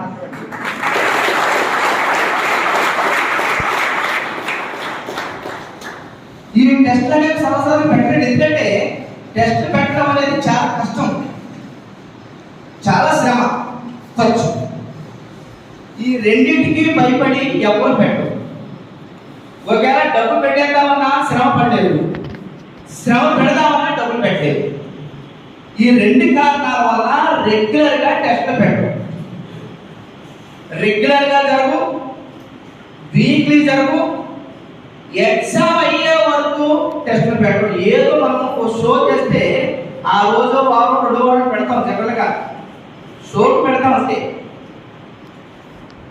కానీ మేమైతే ఏ రోజు ఎగ్జామ్ అవుతుంది, ఈవెన్ కరోనా సమయంలో కూడా వాళ్ళు రావడానికి ఇబ్బంది అయితే ఆన్లైన్ టెస్ట్ కండక్ట్ చేస్తాం. ఆన్లైన్ టెస్ట్ అంటే వాడి సబ్జెక్ట్ మర్చిపోకూడదు. ఇంటికంటే అనేక పనులు ఉంటాయి, చదవడానికి ఇంట్రెస్ట్ రాదు. కానీ వాడికి ఇంట్రెస్ట్ కలిగించాలి, వాడు ప్రోత్సహించాలి. ఆ ప్రోత్సహించాలంటే వాడు వదలకుండా ఉండాలంటే ఏకైక మార్గం అప్పుడే ఆన్లైన్ అనేది ఆలోచిస్తున్నాను. ఆన్లైన్ క్లాస్ ఇవ్వండి. వాడిని విడిచిపెట్టకూడదు, వాడు నీరు కాల్చకూడదు, వాడు చదవకుండా దానికి మీద ఇంట్రెస్ట్ లేకుండా చేయకూడదు అనే ఉద్దేశంతో ఆన్లైన్ టెస్ట్ మొత్తం సిలబస్ అంతా కూడా బాగా విధించి పెట్టారు అనేక సార్లు. కేవలం వీరికి ఇన్నేసి మార్కులు వచ్చేటది ప్రధాన కారణం ఈ టెస్ట్. ప్రతిరోజు ప్రాక్టీస్ అయ్యే టైం పెట్టి ఇన్ టైంలో ప్రాక్టీస్ చేయాలి. ఎగ్జామ్ వస్తే ప్రయోజనం ఉండదు. ప్రతిరోజు సమయాన్ని లెక్క పెట్టుకోవాలి. ఈ రోజు నేను 8 గంటల్లో ప్రాక్టీస్ చేశానంటే రేపు నెక్స్ట్ వీక్ కనీసం 10 నిమిషాలు తగ్గించాలో, 20 నిమిషాలు తగ్గించాలో, 10 సెకండ్లు తగ్గించాలో ఒక టార్గెట్ అనేది మీరే పెట్టుకోవాలి. ఎవరో చెప్పాలి మీరు 3 గంటలు ఇచ్చారు కాబట్టి 3 గంటలు కూర్చొని రాస్తామంటే మనం ప్రయోజనం ఉండదు. ఈ పేపర్లో ఉండకపోవచ్చు, ఇంకా కష్టంగా ఉండొచ్చు. కాబట్టి ఎంత కష్టమైన పేపర్ చేయాలన్నా సరే మీకు ఇక్కడ ఇచ్చిన 3 గంటల పేపర్లో ప్రతిరోజు సమయాన్ని తగ్గించుకుంటూ ఒక ప్లాన్గా, ఒక పద్ధతిగా వెళ్తేనే సక్సెస్ వస్తుంది. అది తెలియక ఎగ్జామ్ పెడుతున్నాం కదా, రాస్తున్నాము, 3 గంటల్లో 8 తరబడి చేస్తున్నాము అని వెళ్ళిపోతాం తప్ప దాని మీద ఎనాలిసిస్ ఏ రూపంలో కూడా మీరు చేసుకోవట్లేదు. ఇక్కడ చెప్పడం లేదు, మీ సొంతంగా ఒక ఎనాలిసిస్ ఉండాలి, ఒక్కొక్కరికి ఒక్కొక్క రకమైన ఎనాలిసిస్ ఉండాలి. నేను ఈ వారం వీటిలో ఈ ఎగ్జామ్ని నేను 3 గంటల్లో రాశాను అంటే 3 గంటలు అంటే 180 నిమిషాలు రాశాను. నా టార్గెట్ ఏంటంటే నెక్స్ట్ వీక్ 160 లేదా 170 నిమిషాలు చేయాలి. జాగ్రత్త గమనించుకోండి. రాసుకో దాని మీద బుక్ మీద మొత్తం టోటల్గా ఎగ్జామ్స్ అయిపోయిన తర్వాత ఏ విధంగా మీరు దాని టైం తగ్గించుకుంటున్నారనే దాని మీద మీరు ఒక పెరుగుతుంది అనుకోండి, ఎందుకు పెరుగుతుంది అనేది కూడా ఆలోచించుకోవాలి. అదేవిధంగా ఏ సబ్జెక్ట్లో మనం మీకున్నాము అది కూడా ఆలోచించుకోవాలి. ఏదో రాస్తున్నాము, ఒక 70 మార్కులు వచ్చి, ఒక 100 మార్కులు వచ్చి, 120 మార్కులు వచ్చి అంటే సరిపోదు. ఏ సబ్జెక్ట్లో మీకున్నాము, ఏ సబ్జెక్టు తక్కువ వచ్చి, ఏ సబ్జెక్టులో ఎక్కువ వచ్చి, ఏ సబ్జెక్ట్ ఎలా చదవాలా, ఇంత బాగా చదివా సరే ఆ సబ్జెక్టు తక్కువ మార్కులు వచ్చి, ఎందుకు తక్కువ మార్కులు వచ్చాయి. ఇది ప్రతి ఒక్కరు కూడా సొంత ఎనలైజ్ ఉండాలండి. సొంతంగా ఎనలైజ్ చేసుకుని ఒక బుక్లో రాసుకోవాలి. అలా ఎంతమంది చేస్తున్నామో అనేది మీరు ఆలోచించుకోవాలి ఒకసారి. కాంపిటేటివ్ అంటే ఏదో ఆశమాషి కాదండి. కాంపిటేటివ్లో ఉద్యోగం సాధించాలంటే కోచింగ్తో పాటు కొన్ని నియమాలు ఉంటాయి. ఆ నియమాలు మీరు ఎంతవరకు పాటిస్తున్నారు, ఎంతవరకు చేస్తున్నారు అనేది మీరు ఒకసారి మీరు స్వతహాగా ఆలోచించుకోవాలి. నేనేం చెప్తానంటే ప్రతిసారి ఒక పిల్లలకి పడుకునే ముందు ఈ రోజు నేను సమయాన్ని ఏ విధంగా ఉపయోగించుకున్నా, నా సమయం ఉదయం 4:30 లేస్తాను, రాత్రి 10:30 పడుకుంటాను. ఈ మధ్యలో చేసే పనులు ఏవైతే ఉన్నాయో ఒకసారి దాన్ని ఏమంటారు, ఒకసారి పునరాలోచించుకోమని చెప్తాను, ఒకసారి రివైజ్ చేసుకోమని చెప్తాను. రివైజ్ చేసుకున్న సమయంలో ఎక్కడెక్కడ మన సమయాన్ని పాడు చేసాము, ఎక్కడ టైం వేస్ట్ అయింది, ఎందుకు టైం వేస్ట్ అయింది, ఆ సమయాన్ని ఏ విధంగా వేస్ట్ కాకుండా చూసుకోవాలి, ఆ సమయాన్ని ఏ విధంగా మనం ఉపయోగించుకోవాలంటే మీ సొంత ఎనాలిసిస్ ఉంటేనే మీరు సక్సెస్ అవుతారు. ఎందుకంటే కాంపిటేటివ్లో ఉద్యోగం సాధించాలంటే అతి ముఖ్యమైనది కాలం, సమయం. సమయాన్ని పాటు చేసామంటే జీవితంలో సక్సెస్ రాదు. నేను 2 సంవత్సరాలు చదువుతున్నాను సార్, 3 సంవత్సరాలు చదువుతున్నాను సార్, నాకు ఎస్ఐ ఉద్యోగం రాలేదు, కానిస్టేబుల్ ఉద్యోగం రాలేదు, ఏ ఉద్యోగం రాలేదంటారు చాలా మంది. అలా చెప్తారే కానీ నేను ఎందుకు సాధించలేకపోయానని ఆలోచించడం.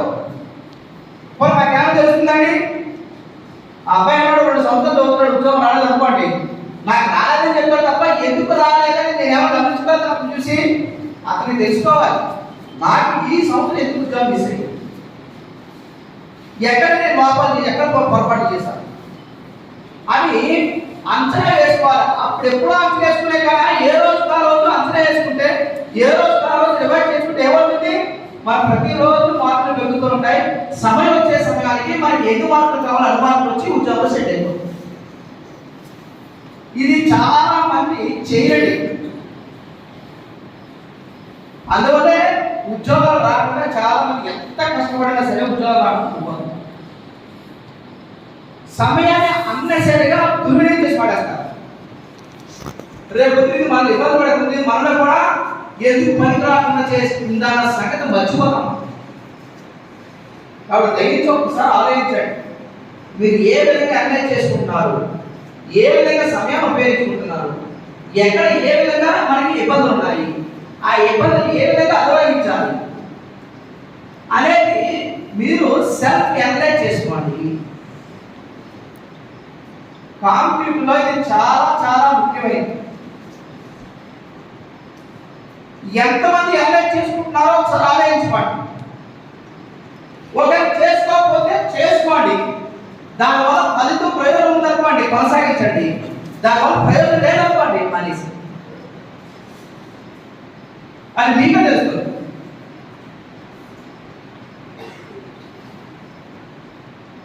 అలాగే ఈరోజు పాలిటికల్ జరిగింది. ఈ పాలిటికల్స్ బాగుంటారు ఒక 8 hours. ఈ క్లాస్ అయిపోయిన తర్వాత స్టడీ అవర్లో కూర్చున్న తర్వాత ఆ పాలిటీ క్లాస్ పక్కన పెట్టేసి వేరే పుస్తకం చదువుతుంది. అంటే లోపాలు నేను చెప్పేది అంటే సక్సెస్ అవ్వాలంటే మనం చేయవలసిన పనులు చేయకూడని పనులు ఏ విధంగా ఉండాలి, ఏ విధంగా ఉండకూడదు, ఇవి చాలా అవసరం మనకి.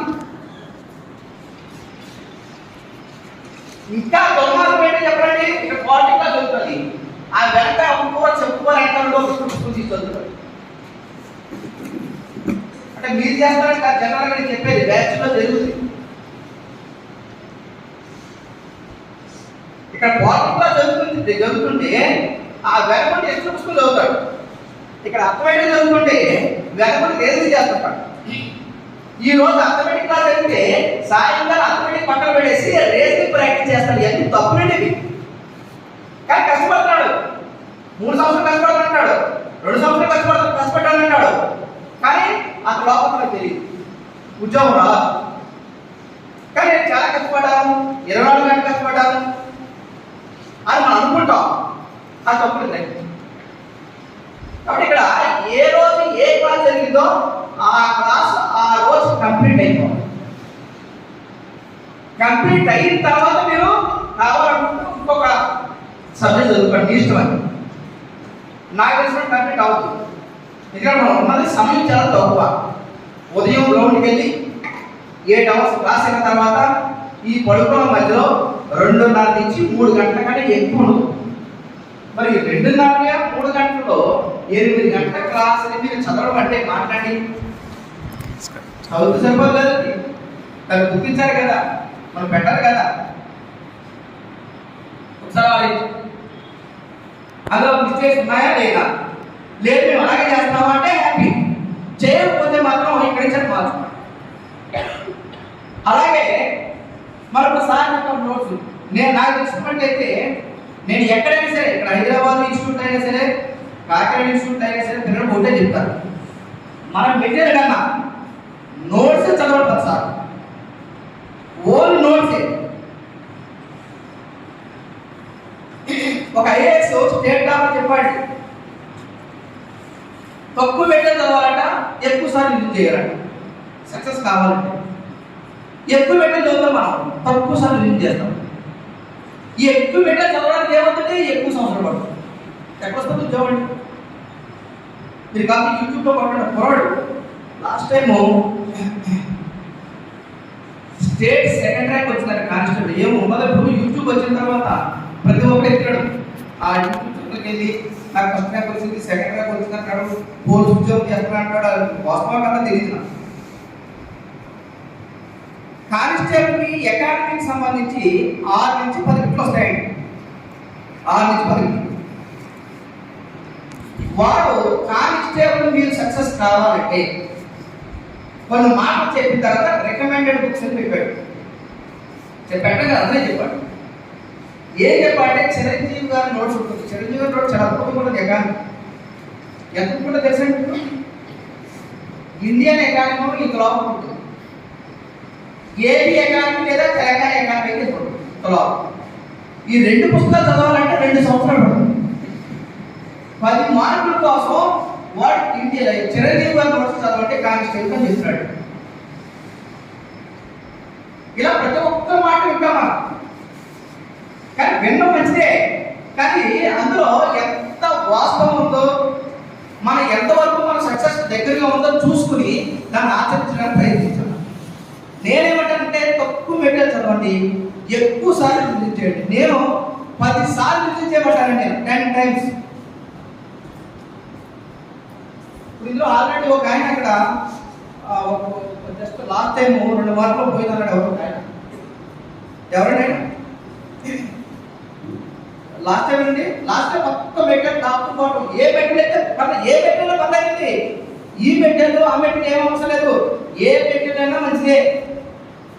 ఆ మెటీరియల్ ఈ చివరి నుంచి ఆ చివరి వరకు మనం చదవగలిగామా లేదని ముఖ్యం. చదవరా అలాగే మీరు ఎక్కువ మెటీరియల్ రివిజన్ లేక మిస్టేక్స్ అయ్యాయి. సరే ఎక్కువ మెటీరియల్ చదవాలి. సరే అదే అదే కూర్చోండి. ఎక్కువ ప్రాబ్లం అదండి. నేనేమంటానంటే మన సార్లు ఏవైతే నోట్స్ ఇచ్చారో మన పెట్టిన రిఫరెన్స్గా పెట్టండి, లేదా మన సార్ ఇచ్చిన నోట్స్ మొత్తం కంప్లీట్గా చదివేస్తే మనం మెటీరియల్ చదవండి. ఒకవేళ నోట్స్ లేదు మెటీరియల్ చదవండి సరిపోదు. మెటీరియల్కి నోట్స్ పెద్ద డిఫరెన్స్ ఏముండదు. మన నోట్స్ మన మెటీరియల్ కూడా ఒక 10 సార్లు చదివేసిన తర్వాత జాగ్రత్తగా గమనించండి. అప్పుడు మీకు కావాలనుకుంటే ఇంకా నాకు 10th కావట్లేదు, ఇంకా కావాలనుకుంటే బయటకు. కానీ మీరు ఏ బుక్ అయితే పట్టుకున్నారో ఆ బుక్ని టాప్ టు బాటం చదవాలి. నా ఫ్రెండ్ ఒక ఆయన ఉన్నాడండి, మనవరకు తూర్పుగోదావరి జిల్లాలో సర్వశిక్ష మీద పీఓగా పనిచేసేవాడు. ఇప్పుడు ప్రకాశం జిల్లా డిఓగా పనిచేస్తున్నాడు. ఆయన నేను ఇంటర్వ్యూ కలిసేద్దాం. ఆయన మధ్య హిస్టరీ క్లాస్లో కూడా చెప్పాడు. ఆయన డిగ్రీ చదువుతున్నప్పుడే అప్పుడు మా సమయంలో ఇంత మెటీరియల్ లేదు, ఇంత అవైలబిలిటీ లేదు. ఇప్పుడు మెటీరియల్ అవైలబిలిటీ ఎక్కువైపోయింది. ఇప్పుడు చాలా మంది మెటీరియల్ తెచ్చుకుని ఎంత వేసుకుని అదే పెట్టుకుని ఆ మెటీరియల్ పడుకుంటున్నారు. అంటే నైట్ అంతా కూడా ఇంకా ఫీలింగ్ మరి తెలియదు ఎక్కువైపోయి మెటీరియల్. అప్పుడు మా టైం మెటీరియల్ ఉంటుంది. మేము ఏం చేయాలంటే 6th క్లాస్ నుంచి 10th క్లాస్ వరకు సోషల్ సైన్స్ మొత్తం ఏం చేయాలంటే బిట్టు రాసుకోవాలి. అతను అలా రాసుకున్నాడు. క్వాలిటీకి వచ్చిన బుక్, హిస్టరీలో బుక్ వచ్చిన బుక్, జాగ్రత్తలో బుక్, ఇలా బుక్ రాసుకున్నాడు. ఏ ఎగ్జామ్కి వెళ్ళినా జనరల్ స్టడీస్ అదే బుక్ చదివాడు. ఇది మీకు వినడానికి విచిత్రంగా ఉంటుంది, మీరు చేసి చూడండి, సక్సెస్ అవుతున్నాడు. చిన్న పుస్తకాలు రాసుకున్నాడు. ఏ ఎగ్జామ్కి వెళ్ళినా సరే అదే రాశాడు. మొత్తం టోటల్గా అతని జీవితంలో 7 ఉద్యోగాలు సాధించాడంట. 7. అది రాసుకున్నప్పుడు మాత్రం అతనికి కష్టం అనిపించింది. మొదటిసారి చదువుతున్నప్పుడే కొంచెం ఇబ్బంది అనిపించింది. రెండోసారి ఈజీ అయిపోయింది, మూడోసారి ఈజీ అయిపోయింది, నాలుగోసారి ఈజీ అయిపోయింది. ఇక లాస్ట్ ఎగ్జామ్కి వెళ్ళినప్పుడు ఆ నైట్ చూసుకునేప్పుడు రాశాడు ఎగ్జామ్. మీరు నమ్ముతారా? డివైఓఐ అప్పుడు ఏపీ తెలంగాణ కలుపుకుంటే 42 పోస్టులు. 42 పోస్టులు అంటే 84 మందిని ఇంటర్వ్యూ పిలిచారు. అందులో నేను అనుకున్నాను, ఆయన అనుకున్నాడు. ఆయన జాబ్ వచ్చి నాకు రాలేదు. 84 మంది డివైఓ పోస్ట్ గ్రూప్ 1 వచ్చారు. దానికి కూడా అంటే ఆప్షన్స్ ఉంటే వేరే ఆప్షన్ వేరేగా చదువుకోవాలి తెలుసా. జనరల్ స్టడీస్ అయితే మాత్రం అతను ఏ పుస్తకం అయితే తయారు చేసుకున్నాడో అతను డిగ్రీ లెవెల్లో ఉన్నప్పుడు ఆ బుక్కే చదువు. అలాగే చాలా మంది ఫ్రెండ్స్ ఉన్నా మనం అలా చేస్తున్నాడు. మనం సెకండ్ సార్ నోట్స్ ఇచ్చారు, మళ్ళీ అతను అమ్మాయి ఉండే తెచ్చి ఇంకో నోట్స్ తీసుకొస్తుంది. ఈ 2 దగ్గర పెట్టి డబ్బాలు చేసుకుంటాం. ఈ లోపల నైట్ అయిపోతుంది. ఒక రోజు అయిపోయిన తర్వాత మాట్లాడేది. ఇప్పుడు అందరూ ఆ విధంగా చేస్తున్నాం అనుకోండి, మనకు పాపం లేదు. అందరూ అక్కడ ఉంటాం. ఒకళ్ళేమో ఒకలా ఆలోచిస్తారు, ఇంకొకరేమో ఇంకొకలా చేస్తే ఏమవుతుంది? తప్పుగా ఉన్నవాడు వెనకడిపోతాడు, ఒప్పుకున్నవాడు తప్పు చెప్తాడు. కాబట్టి మీరు పాటిస్తే మీ ఇష్టం. అది నేనేమో చెప్తానంటే మనకి ఇచ్చిన నోట్స్, ఒకవేళ నోట్స్ లేదంటే మనం మెటీరియల్ దీన్ని 1కి 10 సార్లు చదవండి. అప్పుడు సరిపోకపోతే బయట పెట్టాలి. ఇష్టం 1కి 10 సార్లు మీరు స్పష్టంగా పేపర్ చూసినట్టే కన్స్ట్రక్ట్ 4 ఆప్షన్లు ఇది ఆన్సర్ అని చెప్పి మీరు పెట్టగలిగే కెపాసిటీ 10 సార్లు చదవాలి. ఎంతో చదువుతున్నాడు అలా ఒకసారి ఆలోచించండి. కాబట్టి తక్కువ మెటీరియల్ చదవండి, ఎక్కువ సార్లు రివిజన్ చేయండి. తక్కువ మెటీరియల్ చదవండి, ఎక్కువ సార్లు రివిజన్ చేయండి. నేను చెప్తాను. ఇప్పుడు 2017లో స్టేట్ ఫస్ట్ ర్యాంక్ మంది, సెకండ్ ర్యాంక్ కూడా మంది. స్టేట్ ఫస్ట్ ర్యాంక్ ఏమో సుధీర్ అనే అబ్బాయికి వచ్చింది, సెకండ్ ర్యాంక్ ఏమో డాక్టర్ రామకృష్ణరాజు వచ్చింది.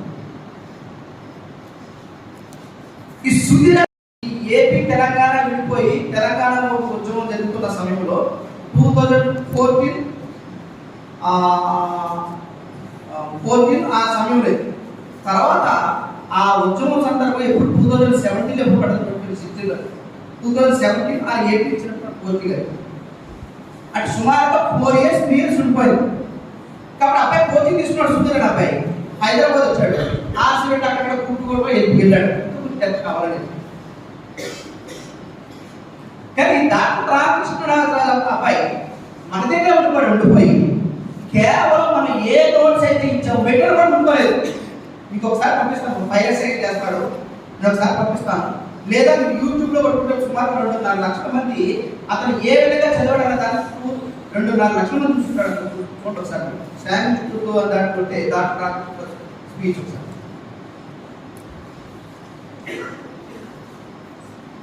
ఈ అబ్బాయి 6 సెకండ్లో చేశాడు, ఎవరు చూసాడు అబ్బాయి.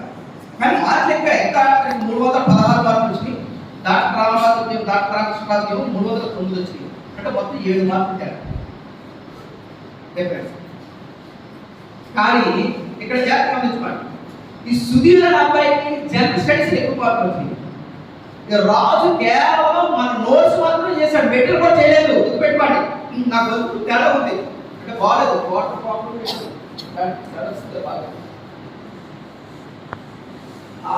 నోట్స్ మాత్రమే చదివాడు.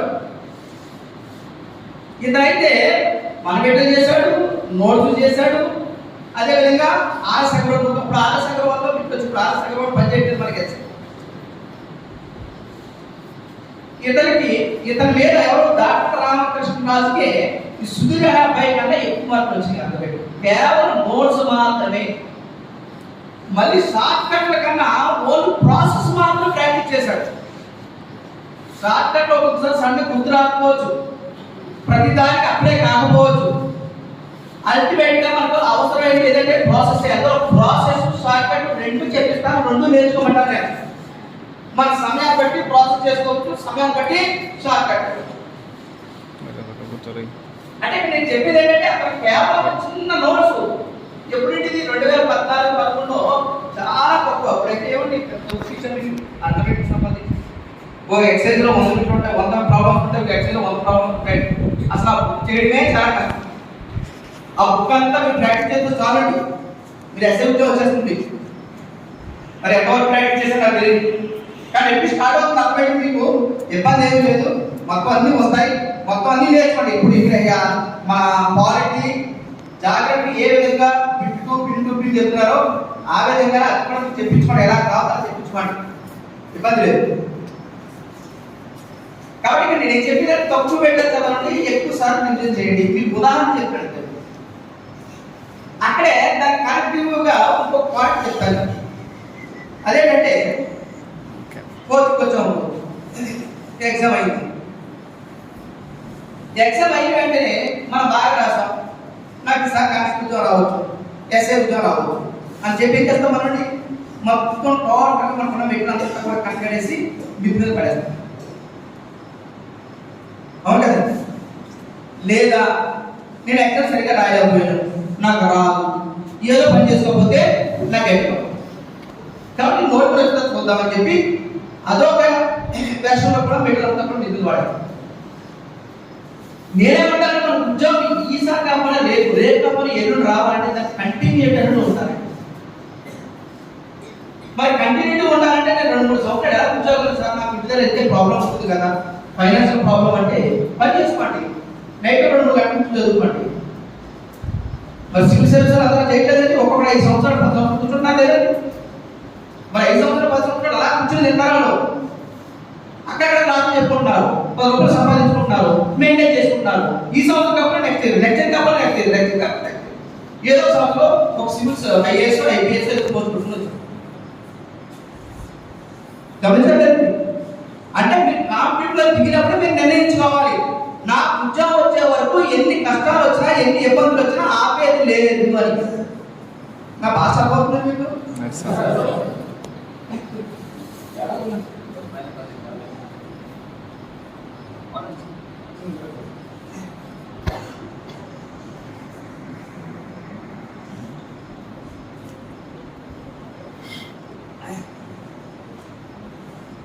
కాబట్టి మనం ఆ విధంగా చేయకూడదు. ఫైనాన్షియల్ గా ఇబ్బంది లేదు, మా నాన్నగారు ఏదో పని చేసుకుని పోషిస్తాడు అనుకుంటే ఎగ్జామ్ బాగా రాసినా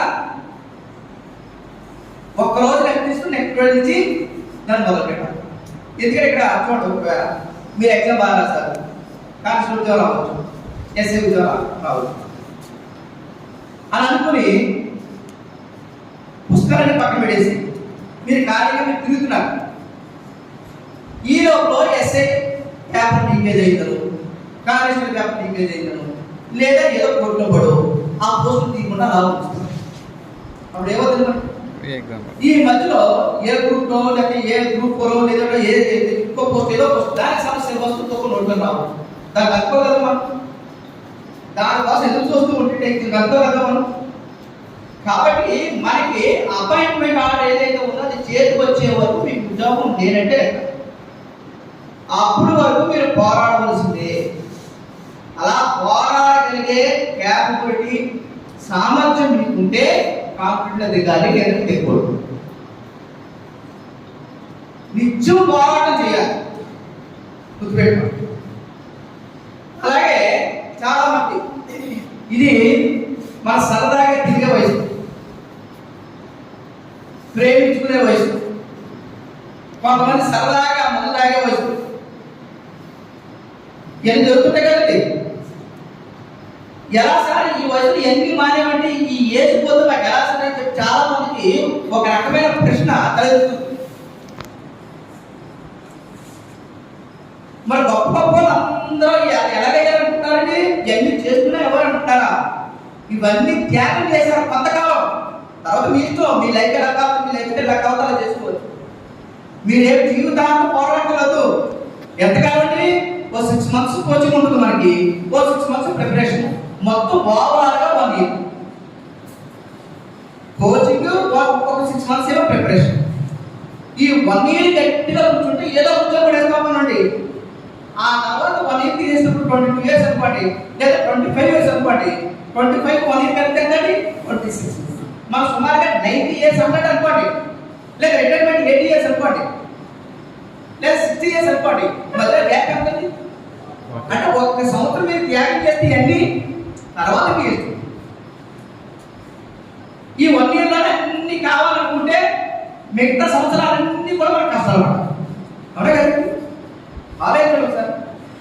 ఈ సంవత్సరాలు కావాలి, ఈ సంవత్సరాలు బయటకు వచ్చాను కాబట్టి, ఈ సంవత్సరం మా అమ్మానాన్ని బయట పంపించారు కాబట్టి, ఈ సంవత్సరం సరదాగా తిరగాలి, ఈ సంవత్సరం అయిపోతే తిరగాలి, ఈ సంవత్సరం ఫ్రెండ్స్తో తిరగాలి, ఈ సంవత్సరం ప్రేమించాలనుకుంటే ఏమవుతుంది? తర్వాత అన్ని కష్టాలు. కానీ ఒక్క సంవత్సరం, కేవలం ఒక సంవత్సరం, నేనైతే 20 సంవత్సరాలు పోరాడుతాను. సంవత్సరం నిలబెట్టుకోవడానికి పోటీ పరీక్షలకు సంబంధం కాదు. స్కూల్ అనుకోండి, ఒకసారి వెళ్తే కంటిన్యూ అయిపోతుంది. కాంపిటేటివ్ అలాగే ఏముందండి, ఏమాత్రం చిన్న తేడా వచ్చి పోటీ పరీక్ష ఒక కాంపిటేటివ్ ఒక పొజిషన్ వచ్చేస్తుంది. అంటే 20 years నుంచి నిత్యం పోరాడితే కానీ ఈ పొజిషన్ నిలబెట్టుకోవడం కష్టంగా ఉంది. 20 years అంటే ఎంత త్యాగం చేస్తుంటే ఈ స్థాయికి రాబోతున్నాం మేము. మీరు ఒక 1 year త్యాగం చేయలేదా? ఇంటి దగ్గర ఎన్నో కష్టాలు పడుతున్నారు తల్లిదండ్రులు, ఎవరు కదండి? ఎన్నో ఇబ్బందులు పడుతున్నారు. కొంతమంది తల్లిదండ్రులు అయితే కూలి నాని చేసి పంపిస్తున్నారు. అఫ్కోర్స్ మీ పెద్ద వచ్చి లేకపోయినా ఇద్దరు కష్టాలు పడతారు కదా, లేదా తల్లిదండ్రులు కొన్ని కళలు ఉంటాయి కదా. కాబట్టి ఎంతవరకు పోషించారు, ఎంతవరకు పెంచారు, ఎంత చదివించారు. కాబట్టి కనీసం వారి కళలన్నా నెరవేర్చాలి అన్న ఆలోచన రాకపోతే ఎలాగ మనకి ఈ సమయంలో, లేదా సమాజంలో మంచి స్టేటస్గా బతకాలి, సమాజంలో తలెత్తులు తిరిగేలా బతకాలి, సమాజంలో తలెత్తులు మంచి పేరు రావాలి అన్న ఆలోచనతో ఒక 1 year మీకు ఏదైతే అవకాశాలు ఉన్నాయో అన్నీ కూడా త్యాగం చేస్తే ఆ తర్వాత మీరు జీవితంలో స్థిరపడిపోతారు. తర్వాత మీరు ఎవరైనా అడిగారండి, ఎవరైనా అంటారా? ఇప్పుడు రోడ్డు కాబట్టి ఎందుకు ఎందుకున్నారా అంటారు సార్, క్లాస్ మానేసి ఎందుకున్నారా, లేకపోతే ఎస్ఐ తరఫున ఎందుకున్నారా ఇక్కడ అంటారు సార్ అంటారా? ఎవరైనా అంటారా? కాబట్టి 1 year కష్టపడండి. కోచింగ్ సెంటర్ అంటే కోచింగ్ ప్రధానం అనుకోద్దండి, మన ఎఫర్ట్ కూడా ఉండాలి అన్నమాట. ఆ ఎఫర్ట్ ఉండాలంటే కొన్ని త్యాగాలు చేయాలి, కష్టాలు ఉంటాయి, బాధలు ఉంటాయి, అన్ని భరించగలుగుతారు. అప్పుడే జీవితంలో మనకి సక్సెస్ వస్తుంది. దాని ప్రకారంగా మన కుటుంబం బాగుపడుతుంది, మన ఫ్యామిలీ లేదా మన బంధువులు బాగుంటారు, మన సమాజం బాగుంటుంది, మన రాష్ట్రం బాగుంటుంది. ఆ కాన్సెప్ట్ కాన్సెప్ట్తోనే మన రాష్ట్రం బాగుండాలి, మన రాష్ట్ర యువత ఉన్నత స్థానాల్లో ఉండాలనే కాన్సెప్ట్తోనే సారే తల్లిదండ్రులు మీ తల్లిదండ్రులుగానే ఎక్కువ కష్టపడతారు.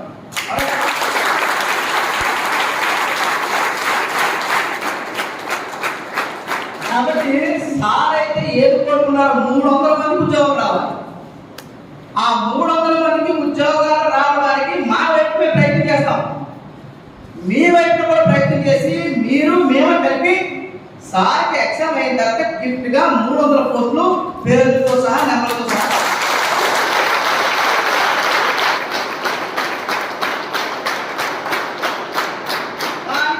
సిద్ధమా అంటే నేను ఎక్కడ కాంప్రమైజ్ కాను, ఇంకా చిన్న చిన్న లోపల ల్యాబ్స్ నేను ఎక్కువ చేస్తా.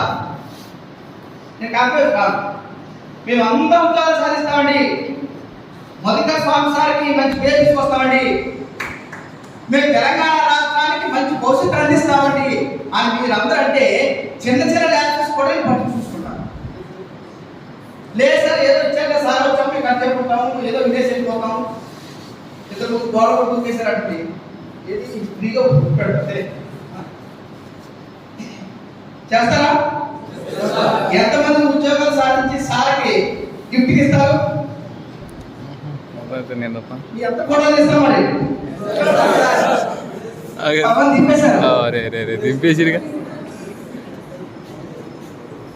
సార్ నా తరఫున కూడా గిఫ్ట్ ఇస్తాను సార్ మీకు. ఈ గిఫ్ట్ వీళ్ళందరి చేత ఉద్యోగాలు ఇస్తామండి.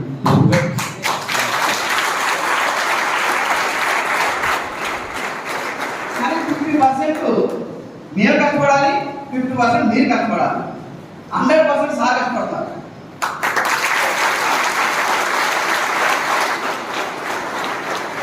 ఇంకా కొన్ని ఉన్నాయి, కొంచెం అన్ని చూసుకోండి. సెల్ ఫోన్ వాడటం ఒక సంవత్సరం మరి ఇక్కడ సార్ కూడా ఎలా చేయడం ఉంది. ఇంకా దొంగ చోటగా కూడా సెల్ ఫోన్ మాట్లాడుకుంటారు. అంటే ఎవరైతే కోఆర్డినేట్ చేస్తారో ఆయన వెళ్ళిపోయేంత వరకు బాగా వెళ్ళిపోయి వెంటనే బ్యాలెన్స్ సెల్ ఫోన్ చేస్తారు. దానివల్ల ఎవరికి నైట్ అంతా మాట్లాడుతాను ఫోన్. పొద్దున్న క్లాస్ వచ్చినప్పటికి ఇక అబ్బాయి నిద్రపోతాడు, అబ్బాయి నిద్రపోతాడు, నిద్రపోతాడు అలా నిద్రపోతాడు. నిద్ర వస్తుంది, నిద్రకి బయట కూడా ఈ టైంలో నిద్ర వస్తుందంటే ఎలాగో బయట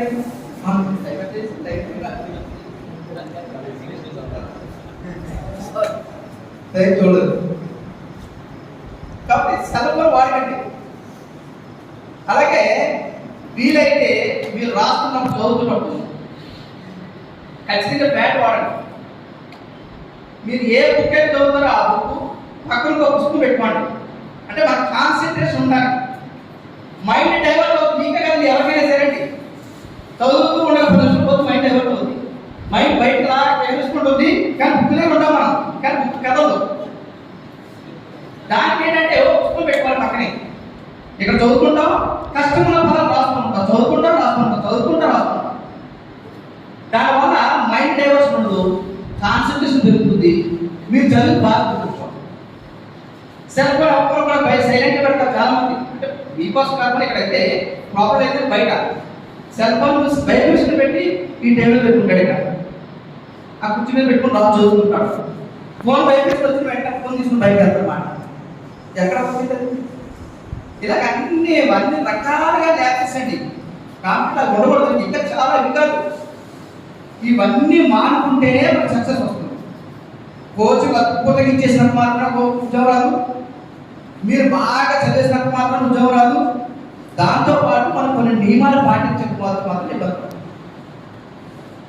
కాబట్టి మీరందరూ కూడా మీ తల్లిదండ్రుల యొక్క కోరికల్ని సార్ యొక్క కళల్ని నెరవేర్చడానికి ప్రయత్నం చేయండి.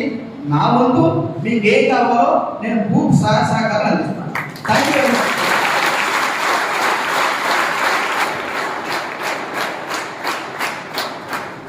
Thank you John. ఎందుకంటే నేను డిపార్ట్మెంట్లో దాదాపు 31 వచ్చాను. 30 years నుంచి డిపార్ట్మెంట్లో చేశాను. నాకంటూ ఒక ప్యాషన్ ఉంది, ఏదో ఒకటి చేయాలని చేస్తూనే ఉన్నాను. నాకు చాలామంది మిత్రులు ఉన్నారు, చాలా సందర్భంలో మంచి సహకారాలు చేశారు. కానీ రిజల్ట్ ఓరియంటెడ్ ఇస్తే శ్యామ్ సార్తో అసోసియేట్ అయిన తర్వాత నాకు 100% 200% లేకపోయింది.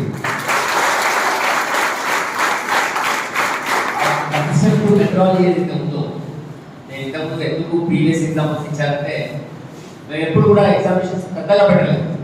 మంత్లీ వన్స్ పెడితే ఒక ఎగ్జామ్ పెట్టారు. మొత్తం ఆల్మోస్ట్ 1 ఇయర్లో ఒక 12 టైమ్స్ కూడా ఎగ్జామ్ పెట్టకపోవచ్చు. ఇంకా మిగతా చోట్ల అసలు పెట్టలేదు. బట్ స్టిల్ ఏదో కోచింగ్ బాగా ఇచ్చినాము, మంచి ఫ్యాకల్టీ వచ్చింది, అందరూ బ్రహ్మాండంగా ప్రజెంట్ చేశారు, పేపర్లో ఫోటోలు వచ్చినాయి, అన్నీ వచ్చినప్పటికీ కూడా మన మనసు తెలుసు మనం ఎంత కష్టపడ్డామని. తనతో అసోసియేట్ అయిన తర్వాత 1% కూడా మిస్ చేసుకోవద్దు సార్ అన్నాడు. నేను గతంలో 20% ఇచ్చిన చాలా గొప్ప అనుకున్న దాన్ని శ్యామ్ సార్తో పరిచయమైనప్పుడు మాట్లాడినప్పుడు, సార్ మన దగ్గర ఎగ్జామ్ పెట్టి తీసుకుంటున్నప్పుడు ఒక్క స్టూడెంట్ కూడా ఫెయిల్ కాదు సార్, మీరు మనం మధ్యవర్తి ఫాలో అవుతే నాకు తెలిసి ఇక్కడ స్టేట్ ఫస్ట్ కూడా రావాలి సార్ అని చెప్పి చాలాసార్లు చెప్తున్నాం సార్. మన స్టూడెంట్స్ అందరూ కూడా ఖచ్చితంగా ఏం కావాలని చేసి ఏ విధంగా తీసుకెళ్దాం, ఒక్కరు కూడా మిస్ కాకుండా తీసుకెళ్దాం అని చెప్పేసి నాకు శ్యామ్ సార్ ప్రామిస్ చేశాడు.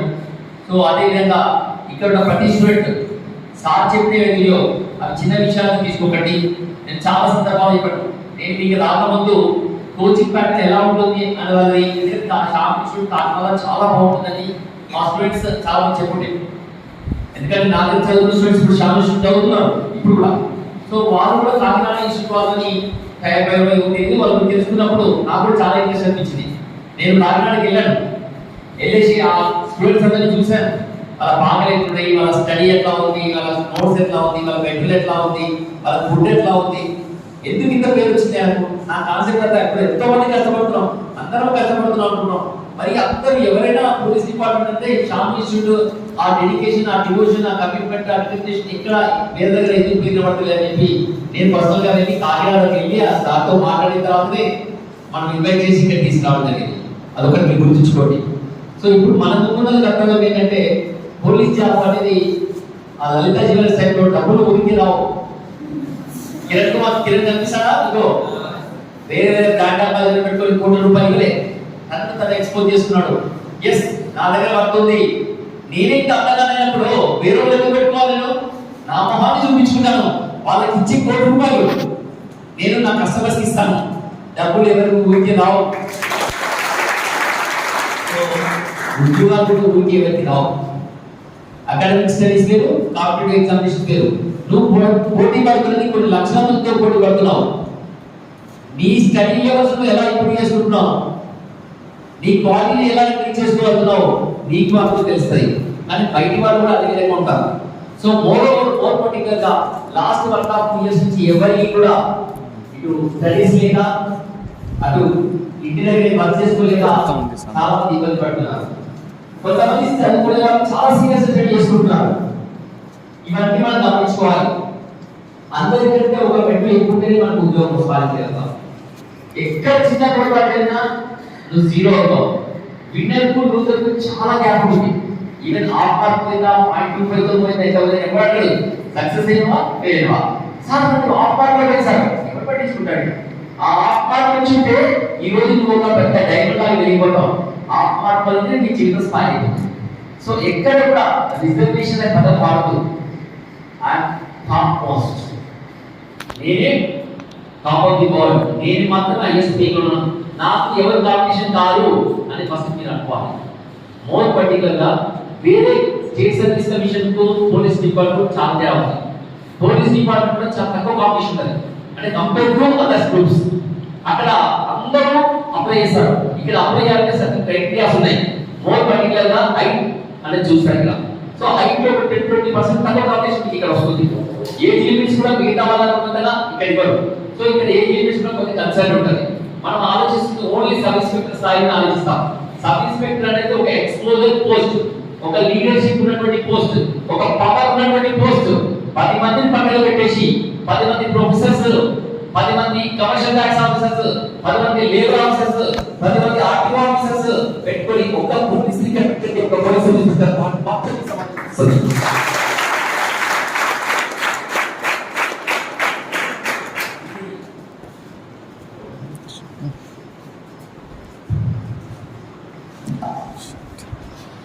పబ్లిక్ దృష్టిలో హై ఎక్స్పోజర్ పోస్ట్ అంటే ఒక యూనిఫామ్ పోలీస్. ఆ డిపార్ట్మెంట్ లో ఒక సబ్ ఇన్స్పెక్టర్ స్థాయిలో మీరు రావాలనుకుంటున్నారు. ప్రతి ఒక్కరికి కూడా ఒక హీరోయిన్ నేచర్ ఉంటుంది, ఒక హీరోయిజం. ఈ ఏజ్ లో ఈ ఏజ్ లో ఒక హీరోయిజం అనేది మన మనసులోకి వస్తుంది. నేను ఇంటర్మీడియట్ పాస్ అయిపోయి డిగ్రీ ఫస్ట్ ఇయర్ లో ఉన్నాను. నాకు పెద్దగా కాంపిటేటివ్ ఎగ్జామ్ అంటే తెలియదు. ఒక పేపర్లో ఒక నోటిఫికేషన్ వచ్చింది, BSRB. Now it is IBPS. It was earlier BSRB, banking service recruitment board. Paper చదవడం ఫస్ట్ చిన్నప్పటి నుంచి చాలా అలవాటు.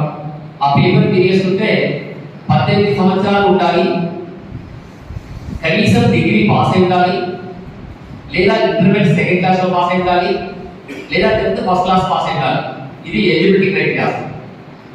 నేను అప్పుడు 8 years క్లాస్ అయితే డిగ్రీ ఫస్ట్ ఇయర్ అయిపోయింది.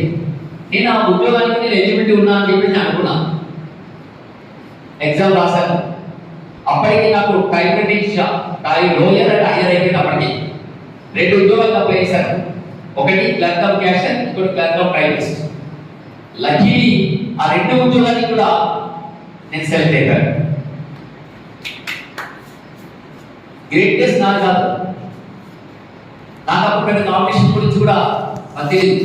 ఈ లెవెల్ ఇప్పుడు కాంపిటీషన్ ఉంటే అప్పుడు కూడా ఆ లెవెల్లో కాంపిటీషన్ ఉంటుంది. కాంపిటీషన్ లేకుండా ఎవరు ఉద్యోగాలు ఇవ్వరు. సో ఆ టైంలో నాకు వచ్చిన క్యాజువల్ లెవెల్ నేను అక్కడ ఉద్యోగం సంపాదించుకోగలను. ఉద్యోగం ఎస్బీఐలో ట్రైనింగ్ స్టార్ట్ కాగానే అప్పుడే గ్రామీణ బ్యాంక్స్ అంటారు, మీకు ఐడియా ఉంటుంది, రూరల్ బ్యాంక్స్ అంటారు. రూరల్ బ్యాంక్స్ ఒక నోటిఫికేషన్ పడింది. దానిలో ఫీల్డ్ సూపర్వైజర్స్ పడ్డది. మన హైదరాబాద్ లో శాతవాహన బ్యాంక్స్ ఉంటుంది, బట్ ఒక్కొక్క ఏరియాలో ఒక బ్యాంక్ ఉంటుంది. నేను చూస్తే శాతవాహన బ్యాంక్ లో ఒక 13 వేకెన్సీస్ మాత్రమే ఉన్నాయి, కానీ రాయలసీమ రూరల్ బ్యాంక్ లో ఒక 38 సూపర్వైజర్స్ వస్తున్నాయి. నేను 400 అయినా పర్లేదు, అక్కడికి వెళ్తే ఎక్కువ ఉద్యోగాలు దగ్గర 400 కింద పట్టుకుంటా అని చెప్పేసి నేను కడపోయే ఎగ్జామ్ రాసిచ్చాను. సో అక్కడ ఆ మైండ్ ఎట్లా యాక్టివేట్ చేస్తుందంటే మనం అన్ని గమనిస్తుండాలి. నేను ఇక్కడ సక్సెస్ కావాలి అంటే నేను ఎటువంటి స్టెప్స్ చేయాలి అనేది నా మైండ్ లోకి వచ్చినప్పుడు అక్కడికి వెళ్ళాను. అక్కడ ఎగ్జామ్ రాశాను. ఇది రాస్తున్న క్రమంలో ఆర్టీసీలో ట్రాఫిక్ అప్రెంటిస్ మీరు పోస్ట్ మీరు ఉండకపోవచ్చు, ఎందుకంటే ఆర్టీసీ చాలా లో లెవెల్ ఉంది కాబట్టి వేకెన్సీస్ లేవు. ఆర్టీసీలో ఒక ట్రాఫిక్ అప్రెంటిస్ పోస్ట్ పెడతారు. వాళ్ళు ఏం చేయాలి తెలుసా, బస్సు బయలుదేరిన తర్వాత మధ్యలో బస్సు ఆపేసి టికెట్ తీసుకున్నాను కానీ చెక్ చేస్తారు. అప్పటికే నాకు 2 ఉద్యోగాలు వచ్చినాయి. ఒక ఉద్యోగం వదిలిపెట్టి ఫీల్డ్ సూపర్వైజర్ పోయాను. ఈలో ఒక ట్రాఫిక్ అప్రెంటిస్ పోస్ట్ లో 1.5 year ట్రైనింగ్. కాకపోతే నేను దాన్ని తొందరగా డిమోబైల్ అయిపోతాను, ఏదో ఒకటి అన్ని రాస్తూ పోతున్నాడు వస్తుండే, అంతగా ఆ క్రేజ్ లేకుండే. ఆ టైంలో కూడా దాని మైనస్ మార్క్స్ ఉన్నాయి, అయినప్పటికీ అది రాశాను. నాకు ఎక్కడెక్కడ ఎలిజిబిలిటీ ఉంటే నేను అక్కడ ట్రై చేస్తున్నాను. రాయడం వల్ల ఏంటంటే నెంబర్ ఆఫ్ ఎగ్జామ్స్ అటెండ్ చేస్తుంటే నాకు కాంపిటేటివ్ స్పిరిట్స్ ఏ లెవెల్లో ఉంది, ఎటువంటి జాబ్స్ కి ఏ లెవెల్ కాంపిటీషన్ ఉంటుంది అని నాకు మైండ్ లో స్ట్రైక్ అయిపోతున్నారు. ఈలోగా గ్రాడ్యుయేషన్ అయిపోయింది. ఎంబీఏ ఇప్పుడు చాలా కాలేజెస్ ఉన్నాయి, కానీ హైదరాబాద్ లో ఎంబీఏ ఓన్లీ యూనివర్స్ లో 2 కాలేజెస్, ప్రగతి కాలేజ్, భద్రతా కాలేజ్. ఇవి కాకుండా కరీంనగర్ చాలా వాహనం. కేవలం 150 సీట్స్ ఉంటాయి, 23,000 మంది రాస్తారు. నేను చెప్పేది 1990 గురించి చెప్తున్నాను. అప్పుడు ఓన్లీ ఎంబీఏ ఉన్నంత డిమాండింగ్ రీజన్ తెలియలేదు, ప్రైవేట్ లేవు అప్పుడు. బట్ అది రాసి 88 ర్యాంక్ నేను ఈ మొత్తం తెలంగాణలో హైదరాబాద్ సిటీ తీసుకున్నాను. నేను ఎందుకు చెప్తున్నా అంటే మనం కాంపిటీషన్ అసెస్మెంట్ చేయాలి. ఏ రకమైన కాంపిటీషన్ ఉంది, మన ప్రిపరేషన్ ఎలా ఉండాలి, అది చేసుకోలేకపోతే నువ్వు ఎంత చదువుకుంటేది ఎదుటోడితో పోటీ పడుతున్నావు, నీకు నువ్వు పోటీ కాదు కదా. నువ్వు 1,000 లక్షల మందితో నువ్వు పోటీ పడుతున్నావు, వాళ్ళతో పోటీ పడుతున్నప్పుడు నీ స్టాండర్డ్ ఎలా పెంచుకోవాలనేది నీకు తెలియకపోతే నువ్వు జీరో అయ్యే అవకాశం ఉంది. ఒక పోలీసులో ఆ హీరోయిజం ఉంది. నేను ఎంబీఏ అడ్మిషన్ తీసుకున్నాను, డిపార్ట్మెంట్ లో పోలీస్ డిపార్ట్మెంట్ పర్మిషన్ పడింది. క్యాజువల్ అర్థం లాగేశాను. నేను చాలా బాగా ఉండేవాడిని. నా వెయిట్ 45 కిలోలు. వాడు అక్కడికి వెళ్ళాను, చెస్ట్ మెజర్మెంట్ చేస్తున్నాడు. నా హైట్ అయితే ప్రమాణం ఉంది. చెస్ట్ మెజర్మెంట్ తీసేసి ఎక్స్పాన్షన్ 5 సెంటీమీటర్స్ కావాలంటాడు. నాది ఆ 76 77 ఉంది. దానికి ఎంత కాలం నుంచో 80 దాటట్లేదు. వాడు 80 85 86 కావాలంటాడు. అంటే 5 సెంటీమీటర్స్ ఎక్స్పాన్షన్ తోనే ఆ రీచ్ కావాలి అంటాడు. నాకు కావాలని చెప్పేసి బయటికి పంపించాడు. 89 లో చాలా మిస్టేక్ అయ్యాను. అరే నేను ఏదో పెద్ద పోలీస్ బుల్లెట్ ఎక్కేసి పోదామంటే నేను తీసేస్తున్నాడు ఏంటని. అయినా వదలే, ఎందుకంటే ఆ హీరోయిక్ నేచర్ ఆ పోలీస్ డిపార్ట్మెంట్ ఉంటుంది. నేను బద్దలు ఉన్నా, లావు ఉన్నా, కాదు, నేను కూడా ఒక ఎస్ఐ లాగా పెట్టుకొని 10 మందిలో వెళ్ళాలన్నది ఒక ఎక్కువ. సో ఆ ఇష్యూతో 90 వల్ల మళ్ళీ తెలియదు నాకు ఎలా ఉద్యోగాలు ఉన్నాయి, బట్ స్టిల్ నా కాన్షియస్నెస్ అంతా కూడా డిపార్ట్మెంట్ కావాలని చాలా ఆసక్తి 90 వల్ల మళ్ళీ గారు అప్పుడు రోజు పట్టలు విన్న పాల భాష నీడ రోజు తింటే లావ్ అయిపోతా అని చెప్పేసి రోజు తిని ఎంత తిన్నా లావ్ కాలేదు. బట్ లక్కీలీ ఏంటంటే ఆ 86 కరెక్ట్గా టచ్ అయినా. నాకు తెలుసు నా చెస్ట్ వస్తే ఉద్యోగం వస్తుంది నాకు పక్కా తెలుసు, ఎందుకంటే గతంలో నేను 3 ఉద్యోగాలు కూడా కాంపిటీషన్ చాలా ఈజీగా ప్రిపేర్ చేసిన. ఇది నాకు పెద్ద కష్టం కాదని విషయం తెలుసు. మోరోవర్ అది చాలా తక్కువ కాంపిటీషన్ మిగతా వాళ్ళతో పోలిస్తే. సో ఎప్పుడైతే నాకు చెస్ట్ వచ్చిందో 101% నాకు జాబ్ గ్యారెంటీ కూడా ఆ కాంపిటీషన్ కూడా నాకు వచ్చింది. సో అదే పద్ధతి లోపల నేను వెళ్ళాను, 100% సక్సెస్. ఒక్క నేను సివిల్ ఎస్ఐ కాదు, నాకు సివిల్ ఎస్ఐ వచ్చింది, ఏఆర్ఎస్ఐ వచ్చింది, స్పెషల్ పోలీస్ దాకా పోలే. ఎందుకంటే 2 ఉద్యోగాలు వచ్చాయి కాబట్టి 2 సపరేట్. ఫిజికల్ ఎగ్జామినేషన్ లో మార్క్స్ 5 ఈవెంట్లో క్వాలిఫై అయ్యాను. ఎందుకంటే బాగా ఉండాలిగా, వాడు 15 సెకండ్లు ఉరకమంటే 15 సెకండ్లు ఉరికేసిన. High jump qualify, long jump qualify, 800 metres qualify, shot put కూడా క్వాలిఫై. 5 ఈవెంట్స్ క్వాలిఫై అయిన తర్వాత AR two plus in other way civil SI. రెండింటిలో కూడా నాకు జాబ్స్ సివిల్ ఎస్ఐ ఆఫీస్కి వచ్చింది, బట్ 5 క్వాలిఫై అయింది కాబట్టి అదే మార్క్స్ వల్ల నాకు ఏఆర్2 ఆర్ఎస్ఐ కూడా సేమ్ మార్క్స్ ఇవ్వడం జరిగింది. సో మన కాన్ఫిడెన్స్ లెవెల్స్ ఎలా ఉండాలి అంటే అది సివిల్ ఎస్ఐ అయినా, ఆర్ఎస్ఐ అయినా, స్పెషల్ పోలీస్ ఎస్ఐ అయినా, ఎస్పీఎఫ్ ఎస్ఐ అయినా, లేదా జైల్ డిపార్ట్మెంట్ ఎస్ఐ అయినా, ఇంకా ఫారెస్ట్ డిపార్ట్మెంట్ ఎస్ఐ అయినా, ఏ పోస్ట్కైనా మనము అర్హత ఉంది, దాన్ని సాధించాలి. ఒక పోలీస్ డిపార్ట్మెంట్ లో యూనిఫామ్ అనేది పబ్లిక్ చాలా క్రేజీ, అది మనం సాధించుకోవాలి. ఒక్కసారి ఉద్యోగం సార్ చెప్పినట్టుగా అన్ని విషయాలు పక్కన పెట్టండి. సారు ఒక రకంగా మీకు ఎన్నో అలవాటు ఉంటాయి ఈ ఏజ్ లో, ఈ వయసులో తాగాలనిపించుకోవడం, అమ్మాయిలతో మాట్లాడాలనిపించుకోవడం. సార్ మాట్లాడుతున్న కొంతమంది గోడల వ్యక్తులనే చెప్తామని 99% ఇక్కడ చాలా సీరియస్ ఉన్నారు. అమ్మాయి విషయం మాట్లాడినా, ప్రేమించే విషయం మాట్లాడినా ఒక్కరిలో కూడా అట్లీస్ట్ మూమెంట్ చేయాలి. అంటే ఈ విషయం మీలో సీరియస్నెస్ కనిపిస్తున్నాను, మీలో ఆ కమిట్మెంట్ కనిపిస్తుంది. ఒక అమ్మాయి చూసో ఒక అబ్బాయి చూసో ఆ అట్రాక్షన్ మీలో ఇప్పుడు కనిపించదు. ఒకసారి మీరు ఈ రోజు అబ్బాయిని పడితే లేక అబ్బాయి ఇంకోటి ఆలోచిస్తే ఇది తాత్కాలికమైన ఆనందం. ఈ ఒక్క రోజుతో, ఈ 10 రోజులతో, ఈ 4 రోజులు మాత్రమే ఉంటుంది, కానీ అది జీవితాంతం మీ వెంటాడుతుంది, మీకు వెంటాడుతుంది, మీ లైఫ్ జీరో చేస్తుంది. మీరే కనుక చాలా కష్టపడి ఒక్కసారి ఉద్యోగం సంపాదించుకోవాలనుకోండి, మీకు కావాల్సిన అమ్మాయిలు 10 మంది అమ్మాయిలు మీ వెంట పడతారు, 10 మంది అమ్మాయిలు మీ వెంట పడతారు. ఆ ఇల్లు కాదు తప్ప నువ్వు వాళ్ళ వెంట పడితే ఆ థ్రిల్లింగ్ ఏముంటుందండి, వాళ్ళు మన వెంట పడితే అప్పుడు థ్రిల్లింగ్ ఉంటుంది. సో మైండ్ సెట్ అనేది ఎలా తయారు చేసుకోవాలంటే ఏవైతే రూల్స్ ఉన్నాయో ఆ రూల్స్ చాలా సీరియస్ తీసుకోండి. కాకినాడలో నేను చెప్పాను కదా, అసలు సెల్ ఫోన్స్ అనేది అలా లేదు. అట్లీస్ట్ నేను, ఎందుకంటే మనకు అలవాటు బాగా తెలుసు కాబట్టి కనీసం 10 నిమిషాలు వాడుకోమంటే ఒక్కొక్కరు ఏ టైం అంటే ఆ టైం వాడుకుంటారు. నేను దాంట్లో సీరియస్గా ఉన్నప్పటికీ కూడా మీరు చాలా మంది సీరియస్గా లేరు. ఫోన్లో ఎంత స్పాయిల్ చేస్తుందో మీకు దాన్ని ఒక్క హాఫ్ మార్క్లో పోయినప్పుడు మీకు అర్థమవుతుంది. టైం విలువ ఒలింపిక్స్ లో ఓడిపోయినోడికి గెలిచినోడికి ఎంత టైం గ్యాప్ ఉంటుందో మీరు ఒకసారి ఆలోచించుకోండి. మైక్రో సెకండ్స్ లో వాడు ఓడిపోయినందుకు వాడు జీవితకాలాన్ని గుర్తుంచుకుంటాడు. అప్పుడు వాడికి టైం విలువ తెలుస్తుంది. నువ్వు నేను పొద్దు నుంచి సాయంత్రం దాకా అవార్లాగా తిరిగేసి ఈ రోజు నాకు టైం అయిపోయింది, ఈ రోజు గడిచిపోయిందంటే కాదు. ఈ రోజుకు, ఈ గంటకు, ఈ నిమిషానికి, ఈ సెకండ్కు ఒక వాల్యూ ఉంది.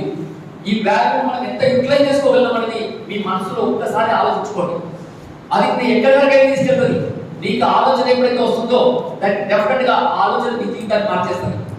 ఆ మంచి ఆలోచనను మీరు కీపప్ చేసుకోండి. మీరు మంచి నేచర్ లో, ఇక్కడ మంచి ఎన్విరాన్మెంట్ లో మీరు పెరగండి. నాకు ఒకే ఒక నమ్మకం, బలమైన నమ్మకం, చాలా ఇంతకు ముందు ఉన్న దానికంటే గట్టి నమ్మకం ఏంటంటే శాపాలతో ఉండడం. అది ఒక్కడే నేను నమ్ముతుంది. మనకి ఎంత కమిట్మెంట్ ఉందో నిజంగా ఇవ్వాలి. నాకు దాంట్లో 50% ఉన్నప్పుడు మీరు అందరికీ ఉద్యోగాలు వస్తాయి. అంటే నాకు అంత సీరియస్ గా చెప్పాడు. నేను జోక్యం చేస్తాను. నాకు కూడా 30 ఏళ్ళ డిపార్ట్మెంట్ సర్వీస్ చేశాను, చాలా మంది చేశాను. ప్రతి నిమిషం కూడా ప్రతి దగ్గర కూడా ఆయన తప్ప కాకినాడ పిల్లలు తప్ప వేరే ఆలోచించాడు. కానీ కాకినాడ పోతూ పాటు ఇక్కడ 300 మంది పిల్లలు అనుకొని 100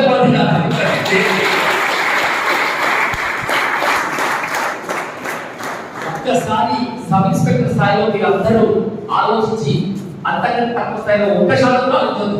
మీరందరూ కూడా సబ్ ఇన్స్పెక్టర్ స్థాయిలోనే ఆలోచించాలి, సబ్ ఇన్స్పెక్టర్ స్థాయిలోనే ప్రిపరేషన్ కావాలి.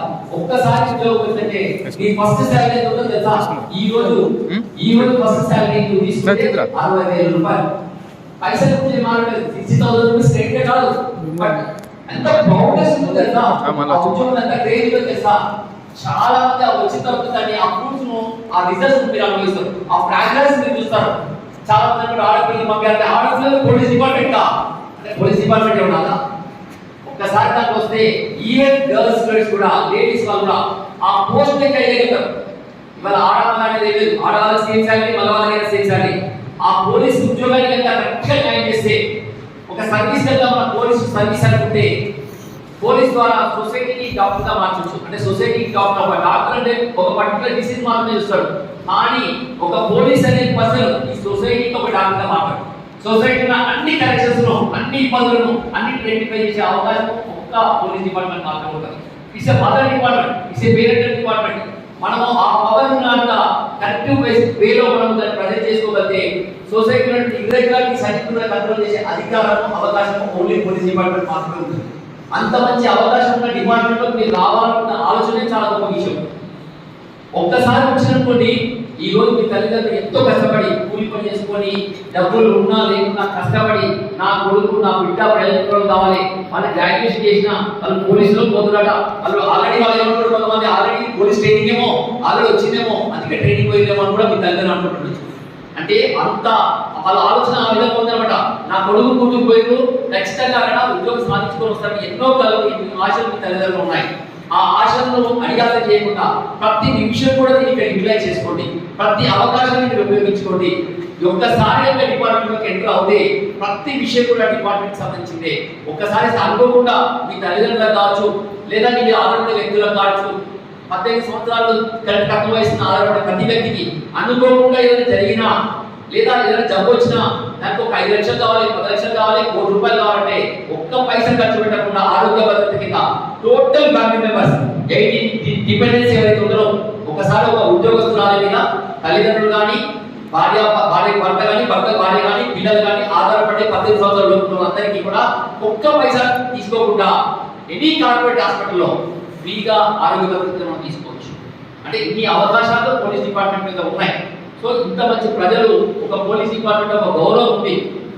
సో ఆ గౌరవం మీద మనము హై ఎక్స్పోజర్ చేసుకొని మీరు సొసైటీకి న్యాయం చేయగలుగుతారు అని ఖచ్చితంగా పోలీస్ డిపార్ట్మెంట్ నేను రావడానికి లేదా మిమ్మల్ని ఇన్వైట్ చేయడానికి అదర్ ఆస్పెక్ట్స్ లేకుండా ఒక మంచి వ్యక్తిత్వంగా లేదంటే డిపార్ట్మెంట్లో పెట్టినట్టే ఖచ్చితంగా మీరు పనిచేస్తున్న ఏరియాలో కొంత మంచితనాన్ని మీరు చూడగలరు. వేరే పోస్టులో పెద్ద పోస్ట్ ఉన్న ప్రొఫెసర్ ఉన్న 5 లక్షలు సీఆర్ తీసుకున్నా కూడా సొసైటీ కరెక్ట్ చేసే ప్రొసెస్ వాళ్ళు కాకపోవచ్చు. ఎందుకంటే ఆ లీడర్షిప్ రాదు, వాళ్ళు చెప్తే ఎవరు వినరు. ఒక మండల లెవెల్ ఒక ఎస్ఐ పోయి సబ్ ఇన్స్పెక్టర్ చేస్తున్నట్టుంటే ఆ మండల లెవెల్ డిగ్రీ కాలేజ్ కానీ ఇంకా పై ఆఫీసర్ కానీ ఈవెన్ స్కూల్ అసిస్టెంట్ కూడా సబ్ ఇన్స్పెక్టర్ తో ఈక్వలే. ఒక లెక్చరర్ అంతకంటే ఎక్కువ, ఒక ప్రొఫెసర్ అంతకంటే ఎక్కువ. కానీ అక్కడ చీఫ్ గెస్ట్ ఎవరు పోతుంది తెలుసా? ఒక ఎస్ఐ అంటే ఎస్ఐ మాత్రం పిలుస్తారు, ఎవరు ప్రొఫెసర్ లెక్చరర్ పిలరు. ఎందుకంటే ఎస్ఐ చెప్తే అందరు పిల్లలు ఇన్స్పైర్ అవుతారని, ఆయన చెప్తే అందరు వింటారని. ఎవరికి వెళ్ళినా కూడా పోలీస్ యూనిఫామ్ వేసుకొని వెళ్తే ఆ మాటకు ఒక వాల్యూ ఉంది, వేరే మాటకు అంతగా వాల్యూ ఇవ్వరు. సో ఈ డిపార్ట్మెంట్ అయినా ఈ పోస్ట్ కైనా మెయిన్ గా సబ్ ఇన్స్పెక్టర్ పోస్ట్ ఒక పవర్ ఉంటుంది. ఆ పవర్ 100% యూటిలైజ్ చేసుకొని సామాజిక న్యాయం చేయగలుగుతాం అన్నది. సో అంత మంచి అవకాశం ఉన్నటువంటి ఈ ఉద్యోగం కోసం మీరు రావడం అనేది, అనుకోవడం అనేది చాలా పెద్ద విషయం. ఇదే చివరి ఛాన్స్. ఇక ముందు ఎవరికి కూడా నేను లాస్ట్ టైం వేరే సార్ ఇప్పుడు వచ్చినందుకు ఈసారి రాగలుగుతాం, కానీ నెక్స్ట్ టైం రాలేదు. ఎందుకంటే గవర్నమెంట్ లో వేకెన్సీస్ లేవు. గవర్నమెంట్ లో మొత్తం జీరో అంటే నేను విమర్శించట్లేదు. ఎక్స్పాన్షన్ చాలా అయిపోయింది. తెలంగాణ ఫార్మేషన్ ఇంకా 16,000 ఉద్యోగాలు ఇచ్చారు, మళ్ళీ 18,000 ఉద్యోగాలు ఇచ్చారు, మళ్ళీ ఇప్పుడు 18,500 నోటిఫికేషన్ ఇస్తారు. నోటిఫికేషన్ ఖచ్చితంగా వస్తుంది, 600 నోటిఫికేషన్ వస్తుంది. అందరికంటే ముందే మనం ప్రిపేర్ అయ్యాం. ఎందుకు నోటిఫికేషన్ వస్తుందంటే ఈ రోజు హుజరాబాద్ ఎలక్షన్ తర్వాత నాకు తెలిసి నవంబర్ నెలలో 100% వాళ్ళ నోటిఫికేషన్ ఇవ్వాల్సిందే, ఆప్షన్ లేదు. ఖచ్చితంగా ఈసారి నోటిఫికేషన్ ఇవ్వాల్సిస్తాడు. అది కూడా ఈ నెలలోనే, నేను నవంబర్ నెలలో నోటిఫికేషన్ వస్తుంది. కాబట్టి నోటిఫికేషన్ మరీ కాకండి. నోటిఫికేషన్ వచ్చిందని మీరు చాలా టెన్షన్ గురవుతారు ప్రతి ఒక్కరు కూడా. నోటిఫికేషన్ రాకముందే ఒక 50% సిలబస్ కంప్లీట్ చేసుకోగలం అనుకోండి, ఆ కాన్ఫిడెన్స్ లెవెల్స్ ఏవి ఉంటాయి. ఎప్పుడైనా నోటిఫికేషన్ రాలేని అనుకోవాలనుకుంటే మొదలుగా ప్రిపేర్ అయి ఉండాలి. ఇది కాకుండా నోటిఫికేషన్ రాలేదంటే నోటిఫికేషన్ వచ్చాక నీకు టైం తక్కువ కాబట్టి ప్రిపరేషన్ చేసుకోవడానికి నీకు అవకాశం లేదు. So this is the right time. Already 1 month అయిపోయి 45 డేస్ మనకు ట్రైనింగ్ లో ఉన్నాం. ఇంకొక 50 డేస్ 20 డేస్ లో ఒక స్టేజ్కి వెళ్ళిపోతాం. 20% సిలబస్ అని అయిపోతున్నాడు. ఒక ఒకవేళ తర్వాత వచ్చినప్పుడు మనకు ఒక 3 నెలల టైం ఉంటుంది ప్రిలిమినరీకి. సో ఇది మంచి టైం. ఏ ఒక్క నిమిషం కూడా వేస్ట్ చేయకుండా ఖచ్చితంగా నోటిఫికేషన్ వస్తుంది. కాబట్టి ఇక ముందు నోటిఫికేషన్ రావు. ఎందుకు రావు అంటే డిపార్ట్మెంట్ ఎక్స్పాన్షన్ కంప్లీట్ గా అయిపోయింది. వేకెన్సీస్ ఓన్లీ డిపార్ట్మెంట్ లోనే ఫుల్ అయిపోయాయి. ఇంకా వేకెన్సీస్ లేవు ఇక్కడ. అందులో 3 సంవత్సరాలు రిటైర్మెంట్ స్టేజ్ పెంచారు. కాబట్టి రిటైర్మెంట్స్ ఉండే అవకాశం లేదు. గతంలో ఎప్పుడో 90లో 91 ముందు రిటైర్ అయితేనే మీకు వేకెన్సీస్. వాళ్ళు రిటైర్ అవ్వడం వేకెన్సీస్ రావు కదా. డిపార్ట్మెంట్ ఎక్స్పాన్షన్ లేదు. ఎప్పుడో 90 కంటే ముందు ఎంతమంది రిక్రూట్ అవుతారు? 500 మంది, 200 మంది, 1000 మంది అవుతారు. ఇప్పటిలాగా వేల రిక్రూట్మెంట్ ఇంకా లేవు కదా. సో మళ్ళీ రిక్రూట్మెంట్ రావాలి అంటే ఒక 30 ఏళ్ళ తర్వాత మీకు రిటైర్ అయితే ఇంకా పెద్ద రిక్రూట్మెంట్ వస్తుంది. కొత్తగా ఎక్స్పాన్షన్ అనేది లేదు. సో అందులో అన్ని డిపార్ట్మెంట్ లో కూడా ప్రైవేటైజేషన్ మొదలైంది. ఏ డిపార్ట్మెంట్ లో కూడా రిక్రూట్మెంట్ లేదు ఎక్సెప్ట్ పోలీస్ డిపార్ట్మెంట్. మీరు చూడండి, ఎక్సెప్ట్ పోలీస్ డిపార్ట్మెంట్ తప్ప ఏ డిపార్ట్మెంట్ లో కూడా నోటిఫికేషన్ రాలేదు. మరి పోలీస్ డిపార్ట్మెంట్ ఇది 3వ నోటిఫికేషన్, ఇదే లాస్ట్ నోటిఫికేషన్. ఇక ముందు వస్తే 100, 50, 20, 30 అది ఎవరికి అయింది కూడా. సో ఈసారి కూడా కేవలం 369 వేకెన్సీస్ మోర్ ఆర్ లెస్ 400 లోపు మాత్రమే సబ్ ఇన్స్పెక్టర్ లాగా ఉన్నాయి. ఒక 39 to 40 ఆర్ఎస్ఐ సిఆర్ లో ఉన్నాయి.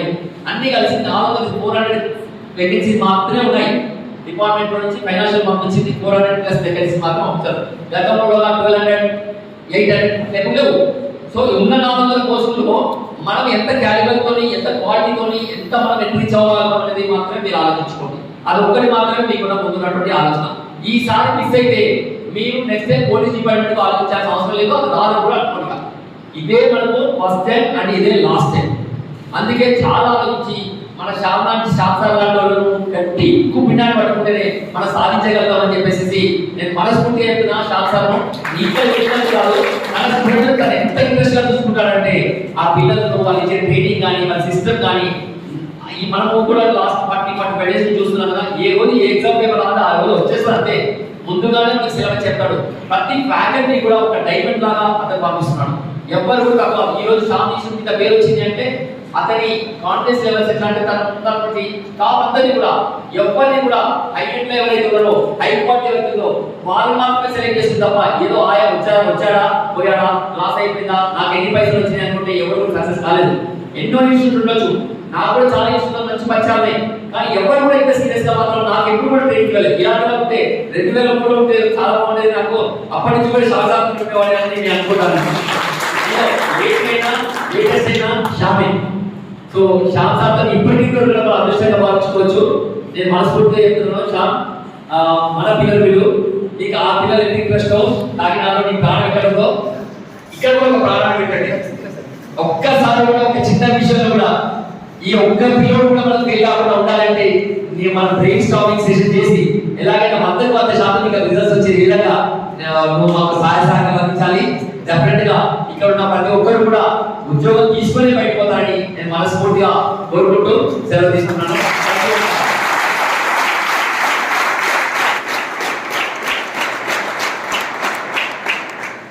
ఓట్ ఆఫ్ థ్యాంక్స్ చూస్తున్న మహానుడు. Good evening, sir. Good evening, ma'am. This is Monica from Pedapalle. మనం స్టాంప్ ఇన్స్టిట్యూట్ నుండి అంటే stamp institute director stamp sir గారు ఇక్కడికి వచ్చారు. ఎంతో తన విలువైన సమయాన్ని కేటాయించి ఇక్కడికి వచ్చినందుకు చాలా థ్యాంక్స్ సార్. అండ్ నేను ఒక విషయం చెప్పాలనుకుంటున్నా. ఫస్ట్ స్టాంప్ ఇన్స్టిట్యూట్ గురించి చెప్పాలంటే ఇనాగ్రేషన్ ప్రోగ్రామ్ లో సార్ మాట్లాడారు. మన అంటే సిటీలో ఉన్న ఇన్స్టిట్యూట్స్ అన్ని తిరిగేసి ఎక్కడ ఏ ఫ్యాకల్టీ బాగుంటుందో, స్టడీ ఎక్కడ బాగుంటుందో అన్ని నేను కనుక్కొని స్టాంప్ ఇన్స్టిట్యూట్ ని సెలెక్ట్ చేసుకున్నానని చెప్పారు. అంటే అప్పుడు అనుకున్నాను కానీ స్టాంప్ అంటే నాకు తెలియదు అన్నట్టు స్టాంప్ ఇన్స్టిట్యూట్ గురించి సార్. నాకు ఇప్పుడే తెలిసింది. ఫస్ట్ డే క్లాస్ విన్నప్పుడు అనుకున్నా అసలు ఇంత బాగా చెప్తున్నారు. మదన సార్ వచ్చారు సార్ మాకు ఫస్ట్ హిస్టరీ చెప్పడానికి. అప్పుడే అర్థమైపోయింది ఓకే స్టాండర్డ్ చాలా బాగుంది అనుకున్నా. తర్వాత పాలిటిక్స్, హిస్టరీ అండ్ మ్యాథ్స్ ఇవన్నీ చాలా బాగా చెప్పారు. మన స్టాంప్ ఇన్స్టిట్యూట్ కింద ఒక కొటేషన్ ఉంటుంది, ఒక అభ్యర్థి విశ్వాసం ఒక ఉద్యోగం అని. అంటే మనము ఎంత విశ్వాసంగా దాన్ని యూటిలైజ్ చేసుకుంటున్నామంటే నాకు ఆ క్లాస్ విన్న తర్వాత అర్థమైంది. అంటే నాలో నమ్మకం కలిగింది ఈ క్లాస్ విన్న తర్వాత. ఎలా అంటే ఇంత బాగా చెప్తున్నారు, కంపల్సరీ జాబ్ సాధించాలనే నమ్మకం కలిగింది సార్ క్లాస్ విన్న తర్వాత. ఇంకొకటి ఏంటంటే మనకి ఎగ్జామ్స్ కండక్ట్ చేస్తున్నారు కదా, ఈ ఎగ్జామ్స్ చాలా మంది రాస్తున్నారని మాకు పాలిటిక్స్ చెప్పారు. అక్కడ 6000 మెంబర్స్ రాస్తారు. మీకు ఇంత మంచి అవకాశం లభించడం మీరు చాలా అదృష్టవంతులని కూడా చెప్పారు. ఎందుకంటే మనకు ఫ్రీగా లభిస్తున్నాయి. వాళ్ళు ఫీ పే చేసి మరీ రాస్తున్నారు అంటే మనకు లక్కీయే కదా. అండ్ ఇంకోటి ఏంటంటే ఆ పేపర్స్ లో ఉన్న కొటేషన్ ఒకటి ఉంది. అంటే మనం డైలీ రాస్తున్న ఎగ్జామ్ లో కొటేషన్స్ కూడా ఉన్నాయి. ఈరోజు ఒక కొటేషన్ వచ్చింది, జీవితంలో ఎప్పుడు మనకు అంటే సవాళ్ళు విసురుతూనే ఉంటాయి, దాన్ని మనం ధైర్యంగా ఎదుర్కొంటేనే విజయం సాధిస్తాం. అంటే మనం విజయం సాధించడానికి ఎదుర్కోవడానికి మనకు 2 ఆయుధాలు, PCM అండ్ స్టామ్ ఇన్స్టిట్యూట్. ఆ వ్యక్తి మన వెంట ఉంటే మనం కంపల్సరీ విజయం సాధించాలన్న నమ్మకం నాలో కలిగింది. అండ్ పాలిటీ అంటే ఒకే సబ్జెక్ట్ అని కాదు, అన్ని బాగున్నాయి. పాలిటీ విషయానికి వస్తే శేఖర్ సార్ గారు చాలా బాగా చెప్పారు. ఎందుకంటే పాలిటీ చదివా కానీ క్వశ్చన్ ఫార్మింగ్ ఎలా అన్నా తెలియదు. క్లాస్ లో ఆన్సర్ చెప్తున్నాం కానీ ఇంప్లిమెంటేషన్ అంటే చేయలేకపోతున్నాం. అంటే సార్ చెప్పి క్వశ్చన్ ఫార్మింగ్ వల్ల ఎగ్జామ్ లో కూడా చాలా బాగా ఇంప్లిమెంట్ చేశారు. ఈరోజు ఎగ్జామ్ రాసిన దాంట్లో కాలేజీలో మాక్సిమం స్కోర్ చేయగలిగిన అంటే ఒక 2-3 క్వశ్చన్స్ మాత్రం అంటే సార్ చెప్పిన దాంట్లో వచ్చాయి కాబట్టి అది చేయలేకపోయినా. చాలా thanks sir. And last sir ఇక్కడికి అంటే ఇనాగ్రేషన్ ప్రోగ్రామ్ లో వస్తారనుకున్నాం కానీ సార్ చాలా వెయిట్ చేస్తాం ఎప్పుడెప్పుడు వస్తారని.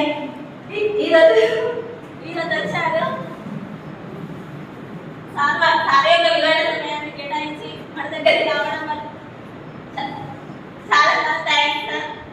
Okay thanks. సో ఫైనల్గా నేషనల్ యాంథమ్